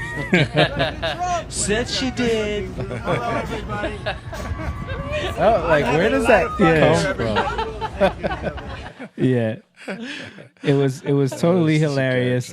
This clip right here is the funniest troll right here. It's an amazing business. It's an amazing country, and we're going to make America greater than ever before. We're going to do it. Are you going to see Aaron Rodgers? Like look at the enthusiasm. I mean, that's thousands of people over there. They go miles back. That's incredible. So look at that. Are you going to be with Aaron Rodgers? What's your lunch order? Raise the minimum wage for the president. Pittsburgh game tonight, and we look forward to it. And it should be a good game. And yeah, good team. They have a great coach. Pittsburgh, great coach. And we'll see how it is. Tell us about getting started in your own career, Mr. President. How did you tell us about those jobs that people take early on to try to make a break and how you did it? This is a great job to take in the beginning. It requires expertise. I'm going through the French fry stuff. It's a whole. That's not the clip. There was a clip where he's at the window and they ask him, why would Kamala Harris lie about working at McDonald's? And he says, because she's lying, Kamala. And then he goes, so I've been working for 15 minutes, and that's 15 minutes longer than Kamala Harris ever worked at McDonald's. Oh my gosh. Yeah. She's lying. Yeah. But of course, the media went crazy. This is from the New York Post. MSNBC dragged for desperate attempts to spin Trump's McDonald's appearance. They were coming out with all these stories saying that, this was a staged event. He didn't really work there. It's like, yeah, we know that. Of course like, he didn't. No one really believes that Donald Trump filled out an application and said, "Please, McDonald's, hire me for a job." like we know this is a campaign event. This is Business Magazine. McDonald's didn't give Trump permission to serve fries. It didn't need to. What are we talking about, bro? They have to spend everything to do something negative, bro. Yeah. Somebody made an AI video. This is funny. It said how the media wish Trump's McDonald's experience went.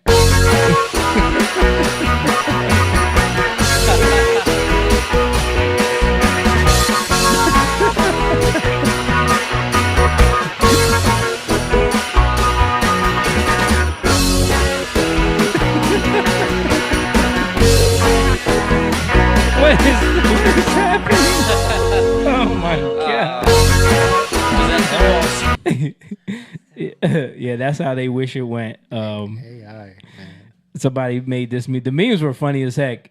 It's what's this dude's name from The Simpsons? Ralph. Yeah. Trump doesn't actually work at McDonald's, and it was staged. Yeah, we know, buddy. Meanwhile, people were posting this meme. Have you guys remember this? Yeah. You guys remember this? Chuck Schumer pretending to grill food. Let's zoom in on that burger. He's putting cheese on uncooked burgers. Look, he's clearly the grill's not on. So funny, Chuck Schumer. Oh yeah, and then this was funny because this person tweeted out the image of their nuggets, and it said Donald Trump gave me 7 nuggets in my 6-piece order. #blessed. And then someone else made a meme about that. Trump indicted for allegedly serving McDonald's customers 7th nuggets. That is a great one. The internet is undefeated, bro. Yeah, it was so funny. I think that's what's undoing the media, their idea of hate towards him. Yeah. Because they just want people to hate this guy so bad that the people are having fun with it, and it irks them. And he ends up winning because of it. Right. Because everything they try to do, and he's so good at trolling them. Right. He thought, okay, Kamala lied about working at McDonald's. I'm gonna go work at McDonald's. Genius. He remembers the zingers, man.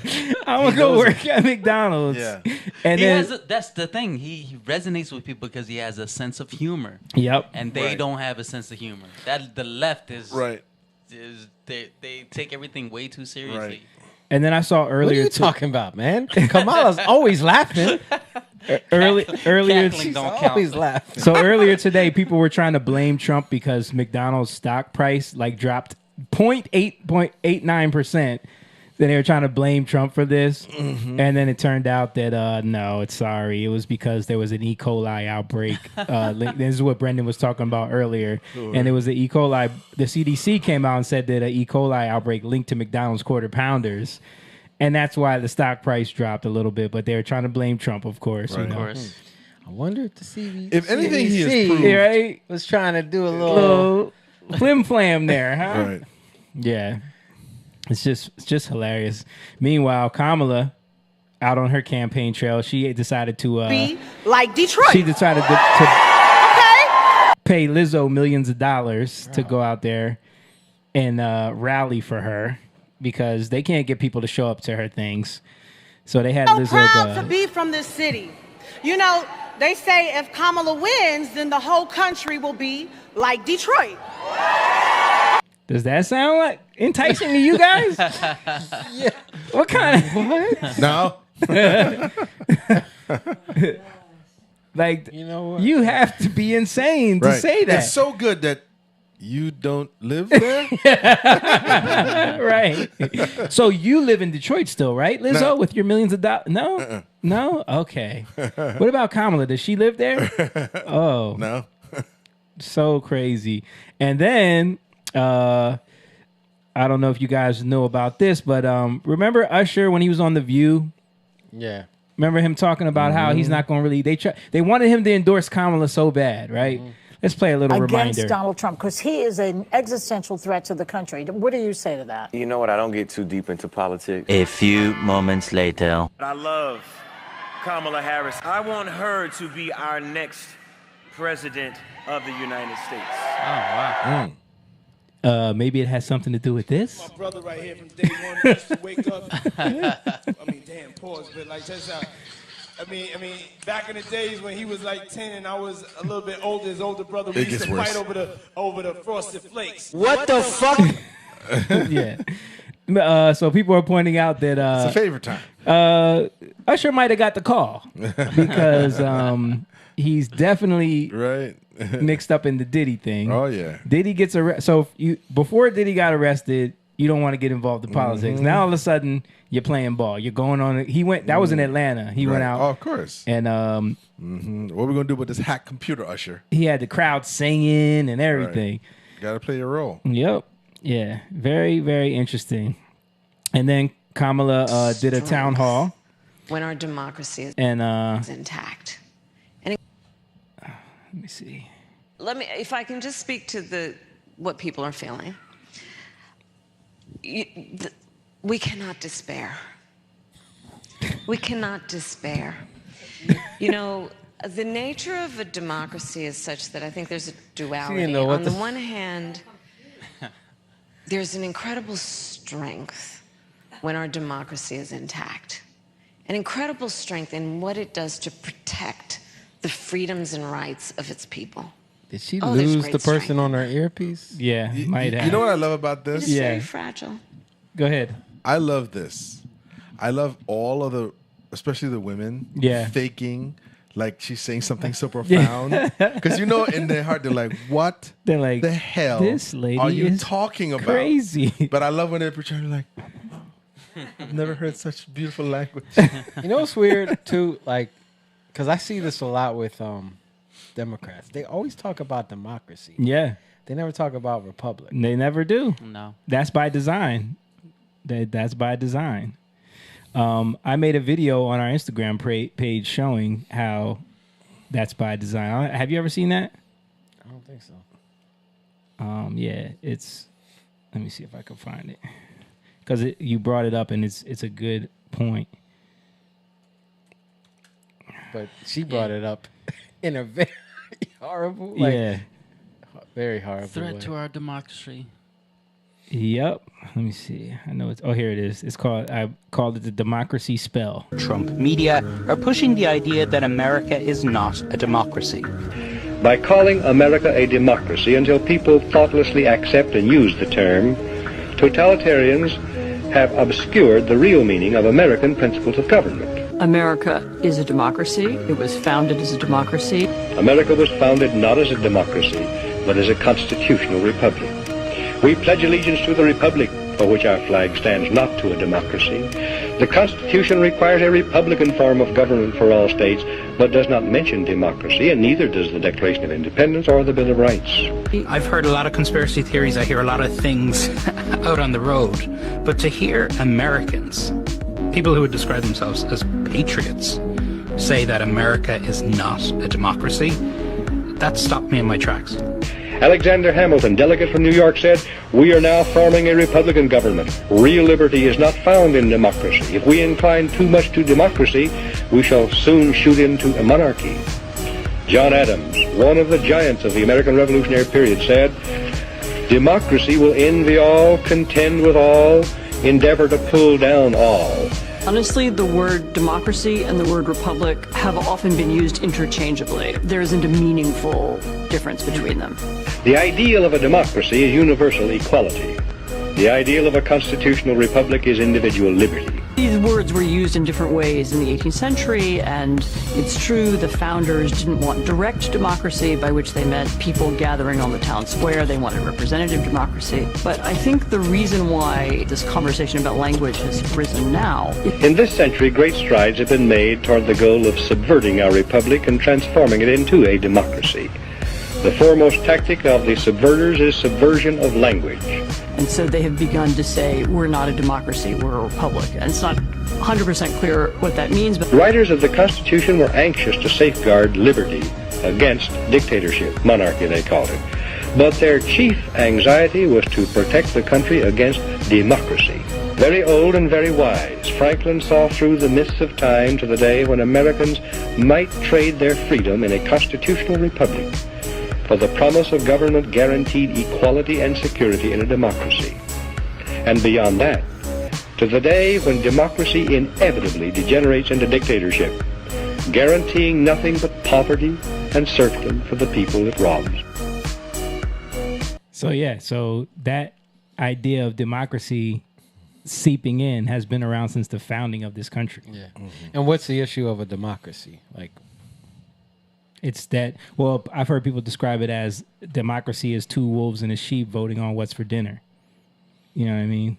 You can't just have no checks and balances in place for things like that, because then the mob just always gets their way. Yeah. So and if people can be convinced to be part of that mob, then they're always going to get their way. So it's basically you can turn it's mob rule, and it's easier to manipulate the masses. Yeah. Even while we have the electoral system, And electoral college, they want to get rid of that. Yeah, because they want it becomes easier. Yeah. Mm-hmm.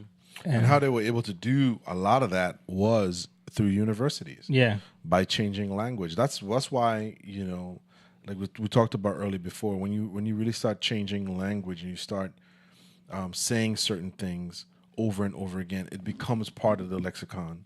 And next thing you know, you've slowly adopted, you've changed your attitude from a defender of the faith to almost being afraid to say anything because you don't want to offend anybody. Yeah. You're very careful about certain things. And slowly but surely, you've conditioned your children and yourself first, but then your children not to push back. Mm-hmm. You know what I mean? And this is even like why African Americans needed the right to vote. Mm-hmm.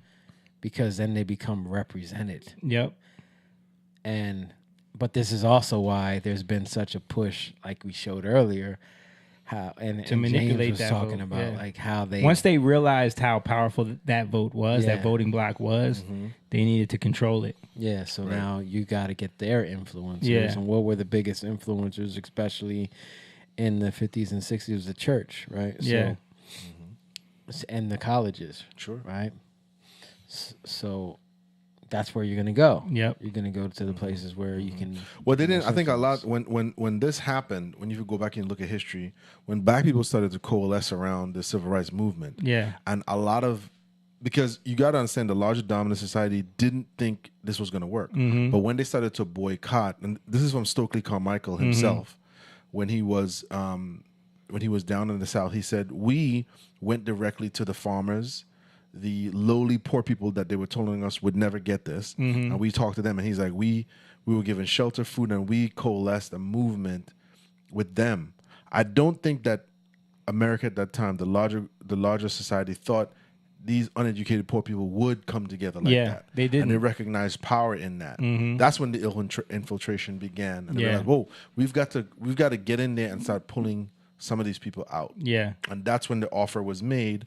Like you said, talk fraternal orders. I mean, it's always been around, but it was a bigger push than higher education. We got to get them into these universities. We got to get these potential rabble rousers on our side. Yeah. And we got to give them the gifted and talented program was another one of those things. Finding gifted kids in those communities that we can pluck out and then indoctrinate them through these systems so that they can't be, because the smart ones are the ones that are going to realize what's going on here and then tell everybody else and then get us in trouble. So even that, like even being called gifted, oh, you're gifted and talented. Yeah. You're elite. separating you're elite. And you're making them, you're giving them the persona of being elite, which is not really the case. You know, which is what created the bourgeoisie class. Exactly. You know, right. I wanted to show another clip from this town hall where when they were setting up the town hall, an audience member asked about if they were going to be able to ask questions. Let's listen to this response.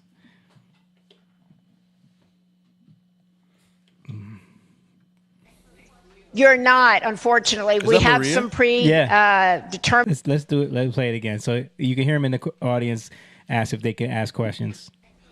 You're not, unfortunately. We have some determined questions, and hopefully I'll be able to ask some of the questions that might be in your head. I hope. You heard. She was about to say we have some pre-approved, but she said predetermined questions. And this is sad. Like, what is the point of this is town? so sad. If you got so sad, man. Pre-approved questions that you gave her ahead of time that she's prepped for, like, what is the point of this? And you know, here's the thing, right? Regardless of where you stand, in terms of the historic moment or political point of views or anything like that, the fact that you have a person running for president of the United States that won't answer these questions, that bless you, that won't sit down and answer these questions off the cuff. Everything has to be predetermined. It has to be given ahead of time. It's like, what are you guys protecting this person so much? Why can't she speak to the public directly? Because they just want to win. They just want to win. They don't really want to answer any question. They just want to win. And I think, honestly, in a weird way, it's so good to see them play their hand because you're seeing what's happening. Right. This is identity politics. It's the same reason why Beyonce has to lip sync everything when she's doing it on TV. Why she got caught with the national anthem lip syncing, because it's like I need it to be so perfect. I can't have any flaws in my performance. I can't show any humanness. I have to be a god up there. Because if you mess up, you're vulnerable. And you got to keep that, because that's where the judgment is. Because if there are people who are perfect, then they can judge based off of that. Right. But even with all that protection, you still... Oh, it's falling apart. Yeah, I mean it's a house on sand, baby. Somebody made this meme with the wine box next to this clip right here, this moment right here. We debate it out, have good, vigorous debates, have a good fight over policy. That's good for democracy. You have no policy. But just her whole, like, what is she doing? Like, that we debate it out, have good, vigorous debates, have a good fight over policy. I think she. That's she good does for have- democracy. like, this is wine auntie behavior. What'd you say? She does act like wine auntie. Yeah. So that was her town hall. But meanwhile, Trump did a whole meeting with dudes, and he's taking real questions. You've seen how, like, when he went to that barbershop, this was the barbershop right here. He went to that Bronx barbershop, and they're asking him real questions. Listen to this answer right here, because this kind of went viral. With all this extra revenue we're going to be bringing into the country. So do you believe at some point in time we could find a way, once the country's back on its feet and getting enough revenue and paid off our debt, do you think it's possible to find a way to eliminate federal taxes? There is a way. There is a way. How do you feel about it? You know, in the old days, when we were a smart country, in the 1890s and all, this is when the country was relatively the richest it ever was. It had all tariffs. It didn't have an income tax. Yes, sir. Okay? Now we have income taxes, and we have people that are dying. They're paying tax, and they don't have the money to pay the tax. No, in the old days, 1890, 1880. We had so much money, they had to set up committees, blue ribbon committees, how to spend our wealth. We had no idea how to spend it with so much money. Then we went to the income tax system, and the rest is sort of history. But no, there is a way. I mean, if what I'm planning comes out, it's a great question, by the way. Everyone could attain the American sophisticated cat, you know. Everyone could attain the American dream if it wasn't for the high cost the burden of high taxes, and we're taxed at every step of the way. Yeah. When we make it, when we spend regulations. And regulations. So I cut more regulations in 4 years than any other president by 4 times. Yeah, so that's you see the difference, the stark difference right there. This guy is going into a barbershop in the Bronx. This is technically hostile territory right here, right? Just letting them ask whatever they want. And the thing was, he wasn't so like people that are involved with his campaign go to barbershops and talk to people, and he was in New York and he told them like, oh, I want to come along. Yeah, that's Lawrence, the black dude with him. That's Lawrence in the Fox. I don't remember his last name. Right, but he said Trump asked to come along with him. So then they had to, of course, get it cleared, Secret Service, all that stuff. But the barbershop just ran as normal, and people were in there and asking questions, and they brought up income tax, and this dude talks about how, you know, bringing up how income tax should not exist, basically, was something that we've talked about. And that guy asked her a great question. Yeah. Great question. But this is what you get when you don't get people pre-approved questions and answers. Fluff. Yeah. Fluff. Right. Like, that's what it is. It's all fluff. Like, these are actual things that you have to talk about, you have to work out, and you have to have answers for. Yeah. You know what I mean? Or if you don't have answers, you need to get the answers. Yeah.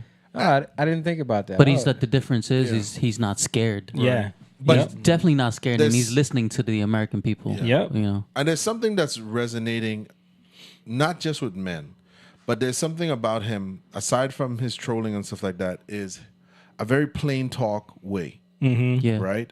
Where I feel like what the disconnect with Kamala is not just her policies or her lack thereof, but it is her talking in circles. Yeah. When you look at the word exist is a medium. Right. In a spiral of life Right. Where that do you therefore exist? comes from. Right. And we have to look at it from the spectilium. And what are you talking about? Oswald Bates. What are you Oswald talking about? Bates, You're man. just talking in circles. Right. She is literally, she says nothing. Because she's so rehearsed that if she has to go off of the rehearsed Right. thing, she can't handle it. She can't handle it. And I think this is where she's losing people. Yeah. And this is where Obama, as an orator, was way better. Right. You know, I mean, don't agree with his policies, Yeah. but he was a way better orator. He than at her. least made you feel like he had command of the issues and he Right. could talk about things and had an understanding, Right. even though he really didn't. But like, that's the difference with her. With her, She you can't can hide tell that she doesn't know. No. Like, she doesn't come across as a knowledgeable person or Right. like someone who could be a leader. Like Yep. all of her interactions, like I saw this interaction where she was talking to a bunch of black people, and this is what she hits them with, and this is what she does all the time. So you may not know, but you will appreciate. I'm the first vice president to grow chili peppers at the vice president. Okay. Including Scotch bonnet peppers. Come on now. Real heat, real Come spice. on. They don't know them on I mean, scope scale. that's hotter, you know, that habanero Every- Scotch bonnet. Every hottest day pepper of known the to man. week. Yeah. Exactly. You don't have no problem with it. First of all, you don't know you're talking. Yeah. Scotch bonnets is the spiciest pepper. That's what dude said. He don't know what he's talking about. But anyway, it's just my point is like talking about like she just gives like fun auntie vibes. Like it doesn't. You don't feel like this is the person that I want to run the country. Right. You know what I mean? She says whatever she thinks is going to resonate with whoever's in front of her. Yeah. That's all. Yep. You know what I mean? She really thinks that she's schooling you. Didn't we play the clip about how it was like March Madness? Did you know? Yeah. Did you know they didn't have brackets. They didn't have women didn't have brackets until 2016. Yeah. Remember when she was talking about AI? Yeah. Yeah. I don't know. And then someone put this together. This is from this week on her campaign trail. This is what we're talking about. This is how rehearsed she has to be. Should never stand behind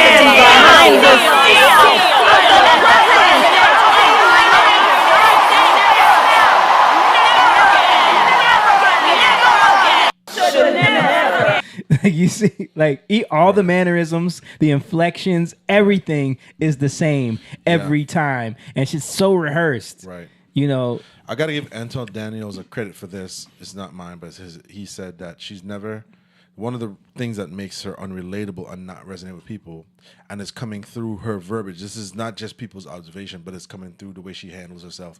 She's never held a job outside of the inside the private. She hasn't. She's only held office, right? And she's always been in political, in this mode of political. Go ahead. This she's always running for something. She's always campaigning. Right. She's always in contendership for some sort of leadership role. So she's trying to relate. So she's trying to relate to people, but she really doesn't because she's always been in a high-paying, high-title job. You know, so she doesn't really resonate with the average person. She's trying to speak like that. She worked at McDonald's, James. A long time. Allegedly. No, but this is the thing. Like, it's showing up in the polls. Yeah. They're constantly but in her language too. Worse. But I'm saying like it's not resonating with people. You know, like it's just that whole honeymoon phase of her being basically exalted into place is over. And we were talking about this yesterday. My only worry is how is there going to be enough enthusiasm at the polls and for people going out to vote to overcome what they're attempting to do. And I just want to show a little bit of that stuff so we can know what we're up against. I was thinking that, like, dude, if you think we're gonna know on election night who won, nah, you're not. You're talking about all the cheating. I've seen some stuff in Texas about how it's already happening. Yeah, about the Georgia. Yeah, they're literally picking Trump. And then the computer will say Trump, but the ticket that they get says Harris. And if you don't check it and you hand it in, is that again? That was in Georgia, I think. And the one that I saw was in Texas. You do it on the machine. You select who you're voting for. If you select Trump, the computer will say you voted for Trump, but then it prints out the ballot, and then you turn that in. But when it's printed out, the ballot says Harris. The ballot says Harris, and people are checking them and seeing it. So you have to check the ballot, is what you're saying? Yeah. You have to check it. The poly market has been going crazy. This is the betting market we were showed last week, and the spread is even worse. 64.3% for Donald Trump right now. Harris is down. Wow, I didn't even think it was that. Yeah, it's getting insane. This is the Republicans versus Democrat. Like, it's crazy. This is them talking about the polls right now on early voting. Said yesterday, don't overread the early vote. Okay, they're panicking. It can change. We don't know exactly who's casting these ballots, how they're voting, etc. But it can change when we start flooding them with our fake ballots. Analysts I've talked to in the last 24 hours, including people who speak publicly, say if this continues, Donald Trump can't lose because the Democrats can't possibly do well enough on election day. So, because there's been so much, even with all of the anomalies that people are saying, there's been so much more Republicans showing up at early voting more than ever before. Yeah. So they're worried. They're panicking. So they're plotting. I mean, I do think that a lot of people, especially Republicans, are like realizing like, yo, this is serious. Yeah. And even more so after they saw what happened last time and how they were able to finagle things. So they're panicking. Let's go to some of these tactics real quick. I just want to brush through some of these. Well, so much for early voting. This is Illinois. Their scanner's broken. And they said, don't worry, we'll just put it in the box. And we'll make sure we scan them all tonight when everybody leaves. And I said, no, I'll come back another day. Yep. Do you see? Yeah, don't trust them. Mm-hmm. Just give it to us. We'll turn it in for you. We'll scan it. We promise. But this is, again, what I've said before. This is why people who really believe in this process, and especially for believers, you got to get out there and participate in this process, not just from the voting. I'm talking about being there, being on staff, you gotta go. You should be there too, because you'll be able to see the foolishness. Yep. You'll be able to see the foolishness. Yeah. And that's what's happening, is there's not enough people who really believe in this that are volunteering and going. Right. Right? Yeah. It's one thing to post a flag and post Trump stuff on the media. Yeah. But when it comes if you're down to there, it, you and I have think to go to this. if it's more people on the ground this year, then, because you remember last election, there was people there and they were posting stuff about like the weird, like them covering the glass. That's so what we people couldn't need. see. But we need more of that, because Yep. they could easily squash that. Remember, that was when Elon didn't own X. So they were taking down all them videos. Right. Anytime somebody would post anything, it was Yep. flagged. Boom, you're banned. Right. Like they had control. But now it's a little bit different. Right. This is Kamala Harris telling everybody about how Jimmy Carter did his early voting. This is So look, if Jimmy Carter can vote early, you can too. that's Jimmy Carter. That's Jimmy Carter at the bottom, y'all. Yeah, he voted early, guys. He voted for Kamala. Y'all know he endorsed Kamala and voted for her early. Yeah. Sure, he ain't. That's Biden. That's weekend at Bernie. But that's what I'm saying. Let's see. At least one incident at 10 to 12 precincts across the county. Representatives G.A. Hardaway and Antonio Parkinson, state lawmakers, both on the ballot and part of the Shelby County Democratic Caucus, say they received several calls from voters today. Here's a list of some of the voting sites provided to Action News 5 where voters said they had difficulty pressing one candidate. They said that their vote would change from the Democratic candidate to the Republican candidate. Now, Kimbrough says voters must press the name of the candidate and not the box next to the candidate's name. Remember, we're using these new touchscreens for the second time, but this is the largest election we're using them in, this new equipment. So these touchscreens are new technology, because it's happening the other way around too. This is them talking about it in Georgia, Memphis, Arlington. Let's look at this one right here. James Carpenter. I just voted in the White Settlement election. I voted for one president, checked it on the video screen. When I got the paper ballot, it had the other candidate's name on it. Check your paper ballots, everybody. Thank you, sir.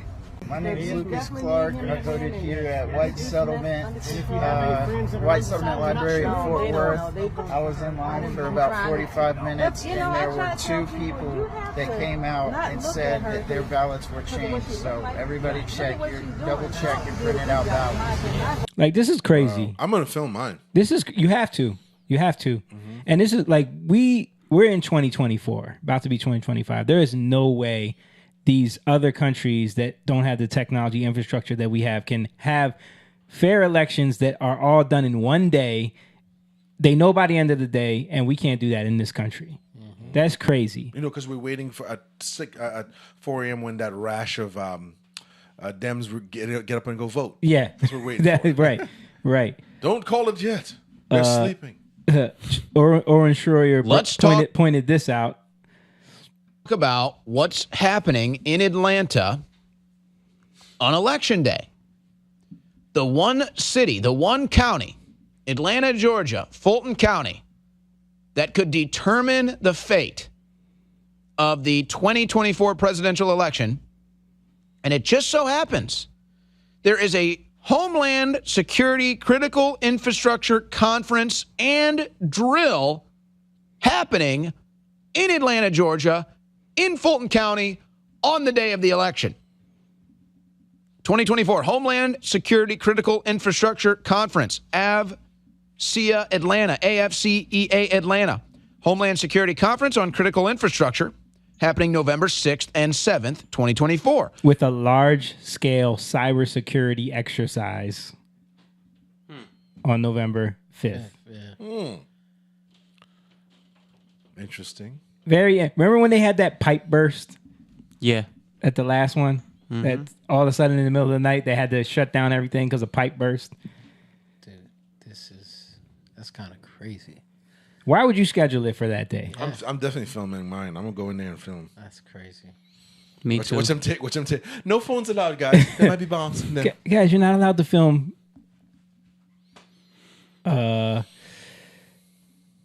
Oh, then I wanted to show this. This is in New York, one of the hotels where the migrants are living.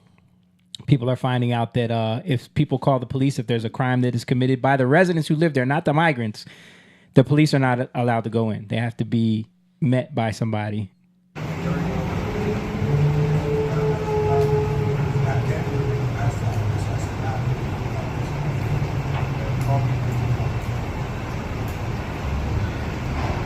Are the cops not allowed in?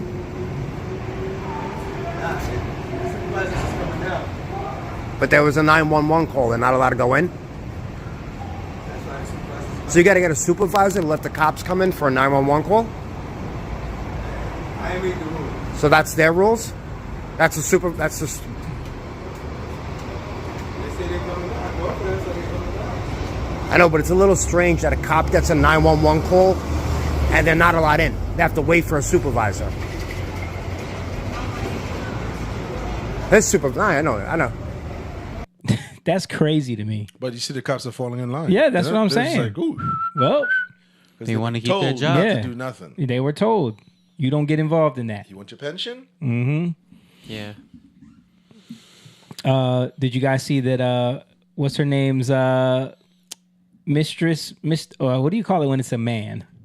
Manstress. That he came out and said that he did talk to the White House about prosecuting Trump? Georgia prosecutor in the Trump election meddling case testifies before the House Judiciary Committee. That's Nathan Wade. And he admitted he met with White House staff on several occasions while working on the investigation that was led by Fulton County DA Fonnie Willis. He also says he had to brush up on his knowledge of racketeering law. Mm-hmm. So, is that not straight up collusion? Sure. Not if you're a Democrat. And wasn't this guy like on the run? They couldn't find him for a while, remember? You guys aren't familiar with this case? Yeah, I heard am. about it. Fannie Yeah. Willis, Yeah. she got in trouble because she was the guy that she appointed as the prosecutor on Was the her case boo thing. was her boyfriend that she was sleeping with, that she was giving And money getting to. money. Yeah. You don't know about this? They had to go to trial. I didn't hear about this. Wow. Yeah, this was a big. They dropped all that though. This is one of the cases that they were trying to bring against Trump. Yeah. They were prosecuting Trump, but this is how corrupt it was. So he was meeting with the White House, getting brushed up on racketeering law, so that he could go after. Oh wow! So that he could go after Trump, which was already a conflict of interest because he was dating the Attorney General at the time.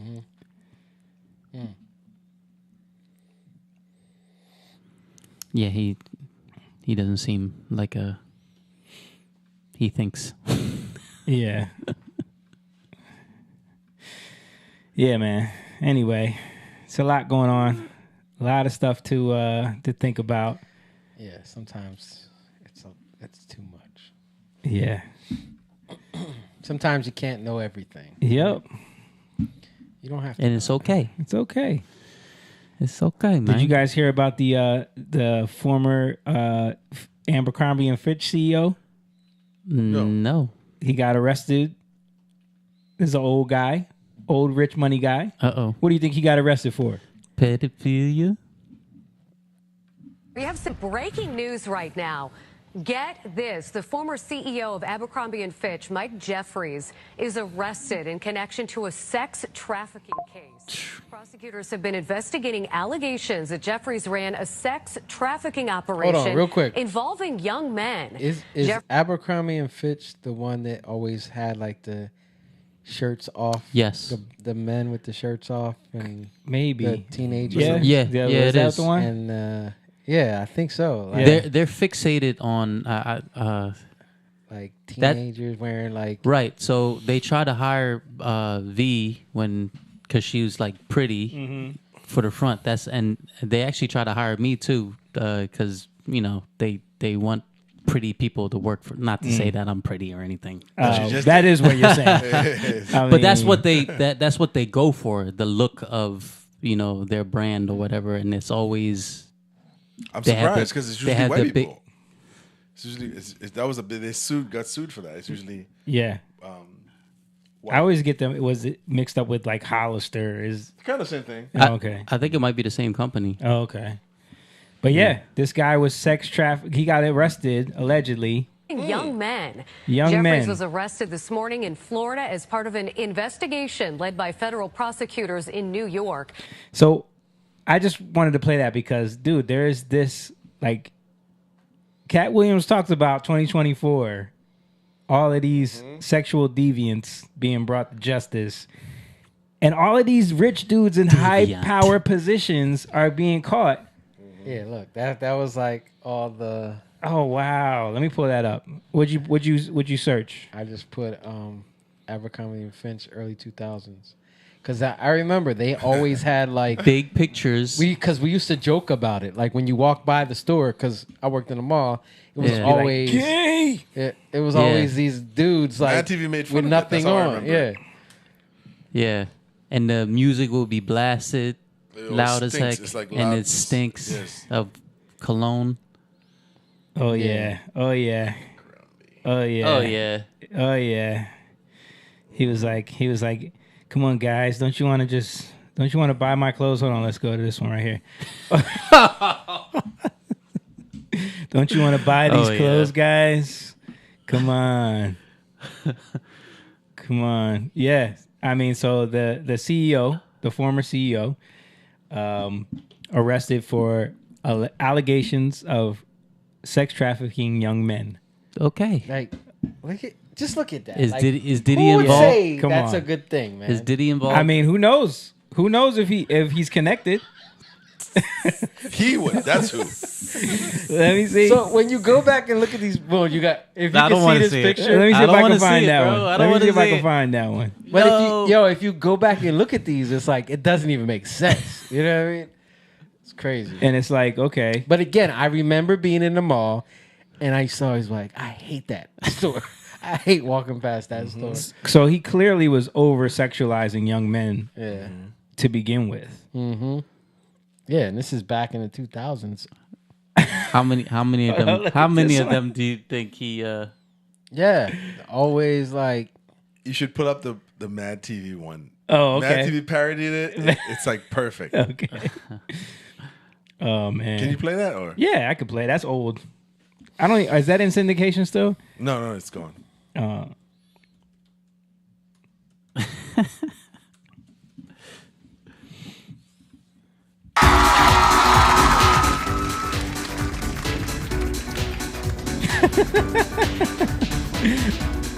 Take it back to the beginning. That's definitely the store. This. Look, you said what Jake said. Yeah. I hate the store. God, I hate this store. What? I said I hate Abercrombie and Fitch. Ridiculous. Look at this. The same pants at Sears would cost $19, but here for $80, well, you can get a hole in it. Cool. It's an image thing. Well, it's a stupid image. Look at that. Look at that guy. What is he? Naked fly fishing? Who does that? I don't know. Maybe people in Montana do. Come on, just try this on for me. Oh, look at the line. They only got one dressing room open. All right, I'm gonna get some milk. Excuse me. Yeah. Zoolander. Dressing room and there's a long line. Do you think maybe you could open up another one? No. Why not? I don't have the key. Well, who does? Hey, Carpenter. Do you have the key? Carpenter. Nah, bro. That would have been moan. That would have been moan. Hey, Dutch, you got the key?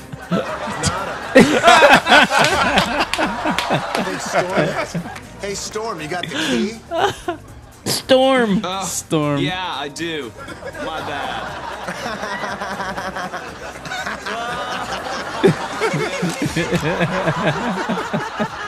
Dutch, catch.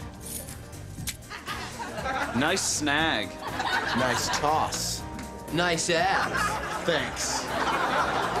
Go ahead. Dutch will help you. Scoot. It's almost like They're they making knew. fun. They knew. They're making fun of it. This is like this is how And I. he goes He goes in with each You don't need any help, teammate? Yeah, teammate. So what'd you guys do last night? Me and the guys from the crew team went skinny dipping in the lake under the moonlight. Solid. Yeah, me and some of my lacrosse buddies went to the old hunting lodge and took showers together. I played touch football on a wheat field with my girlfriend and 13 guys from the water polo team. Then she split and we gave each other hand jobs. Cool. Okay. Right, now it's getting that weird. went real weird. Okay, we get the idea. Yeah, that is crazy. Yeah, they're poking fun at it. Mm-hmm. They're doing with Key and Peele too, the black guys. But they worked in the stock room. So they did multiple skits. Yeah, okay. this was awesome. Yeah. Mad TV was really funny. But this is the guy right here. Yeah. Yeah. So they should put no black guy was harmed. Yeah, he definitely wasn't attracted to black guys. No, we he see was that. not. He had a type. Moan would have been in trouble. Yeah. But man, so it's just like we got to start understanding that there is a culture, especially when you get to a certain level of success and these like underbellies of this society. Yeah. Did you hear about? There's a guy. He's big in the church podcast world. Ruslan was. I can't. His name just is. It's called The Basement. No. He talks about like something that happened with him. He talks about something in the podcast world, or in the podcast world. But he's talking about like something that happened. They were calling it happened to him in Illuminati in the church. Oh, And yeah. I didn't watch it, but I saw he posted something about Illuminati in the church. Yeah, but I saw Tommy interviewed somebody who had a church that was invited to a Diddy party, and then like he started talking about how that guy was a producer. Yeah. No, but this guy, he was talking about how he was. I think this was like early in his career. He was supposed to talk at a church. I think it was in Ohio, and then usually like he was in the hotel, and they're like, "Oh, we're gonna pick you up for dinner at 7:00," and he was like. And the guy, he was like, okay. He was like, so are you, did you bring your wife along with you? He's like, no, I'm here by myself. Like, and of course, it's not verbatim, right? I'm just giving little snaps. Right. So, and then he was like, okay, cool. So, so you want me to come pick you up? He's like, yeah, because we're going to eat, right? And he's like, yeah, but I mean, do you want me to stop in a little bit? Like, what do you mean? Stop in. Ooh. And then, then he started Gross. like, he's like, so you don't need your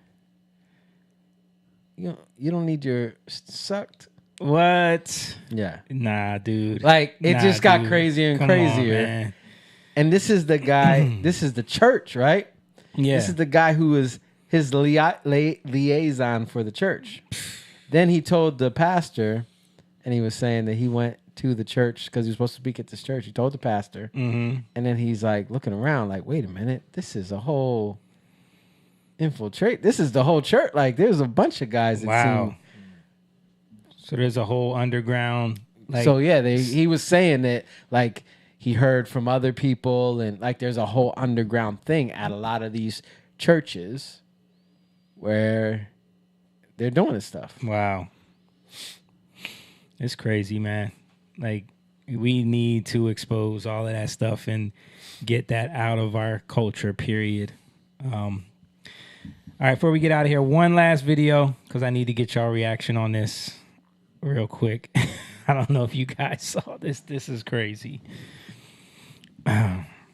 I require all my guests to use the bathroom in a litter box. Hi, my name is Ivy Bloom, and this is my indoor potty area. I used to let my friends use the bathroom in my garden, but I've since learned how unsanitary that is. Before entering the potty area, I require guests to put on these foot covers, and first-timers are required to read the rules. The most important rule is to dig at least 6 inches from an existing stick, because that's where another guest has used the bathroom. It's pretty simple. You just do what you have to do and put your toilet paper on top. I provide guests with charcoal that must be placed inside to help absorb odors. And once that's placed inside, you cover it up with the litter and mark the spot with a stick. I provide a variety of refreshments and snacks that visitors can snack on while using the bathroom. And yes, there is a privacy curtain. Once that's done, they can take the covers off their feet and wash them in this bucket. Then they have to place them in this jar so that the next guest can use them. Once my guest is done using the bathroom, I require them to sign this journal. And I do respectfully ask for tips, because maintaining this area can get a little expensive. Wait, The chicken. I'm confused. So She identifies as a cat.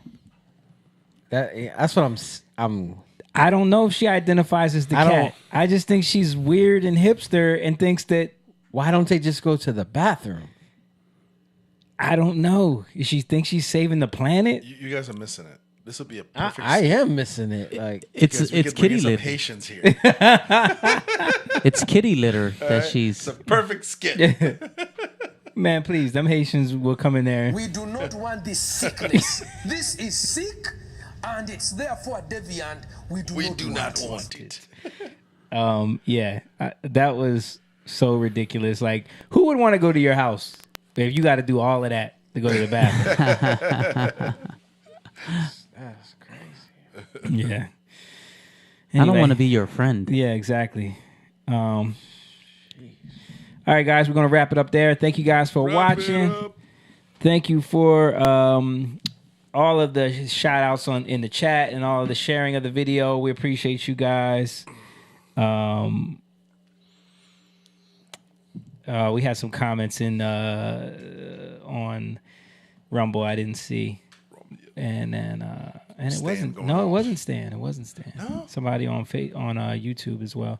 But appreciate you guys. Shout out for everybody who are all Patreon members. If you guys want to support what we do, don't forget patreon.com/YoungLionTV, where you can become a member over there. Sign up for as little as $3 a month. Support what we do. Help us grow the community here. Also, go to the website of our band, Jatan.com/shop, and get the merch and music. We got a new song coming out. What are we fighting for? It's dropping on Friday, October 25th. Brand new song. We're excited about it. We've been writing and working on new stuff for a while now, so we hope you guys enjoy this one. Make sure you check it out on all the streaming platforms. And yeah, other than that, thank you guys so much. We'll see you guys next week. Peace. Oh, am I supposed to hit something? Young lion, go live, yeah. Young lion, you rich, yeah. This kingdom has room, yeah. Go and fight people in.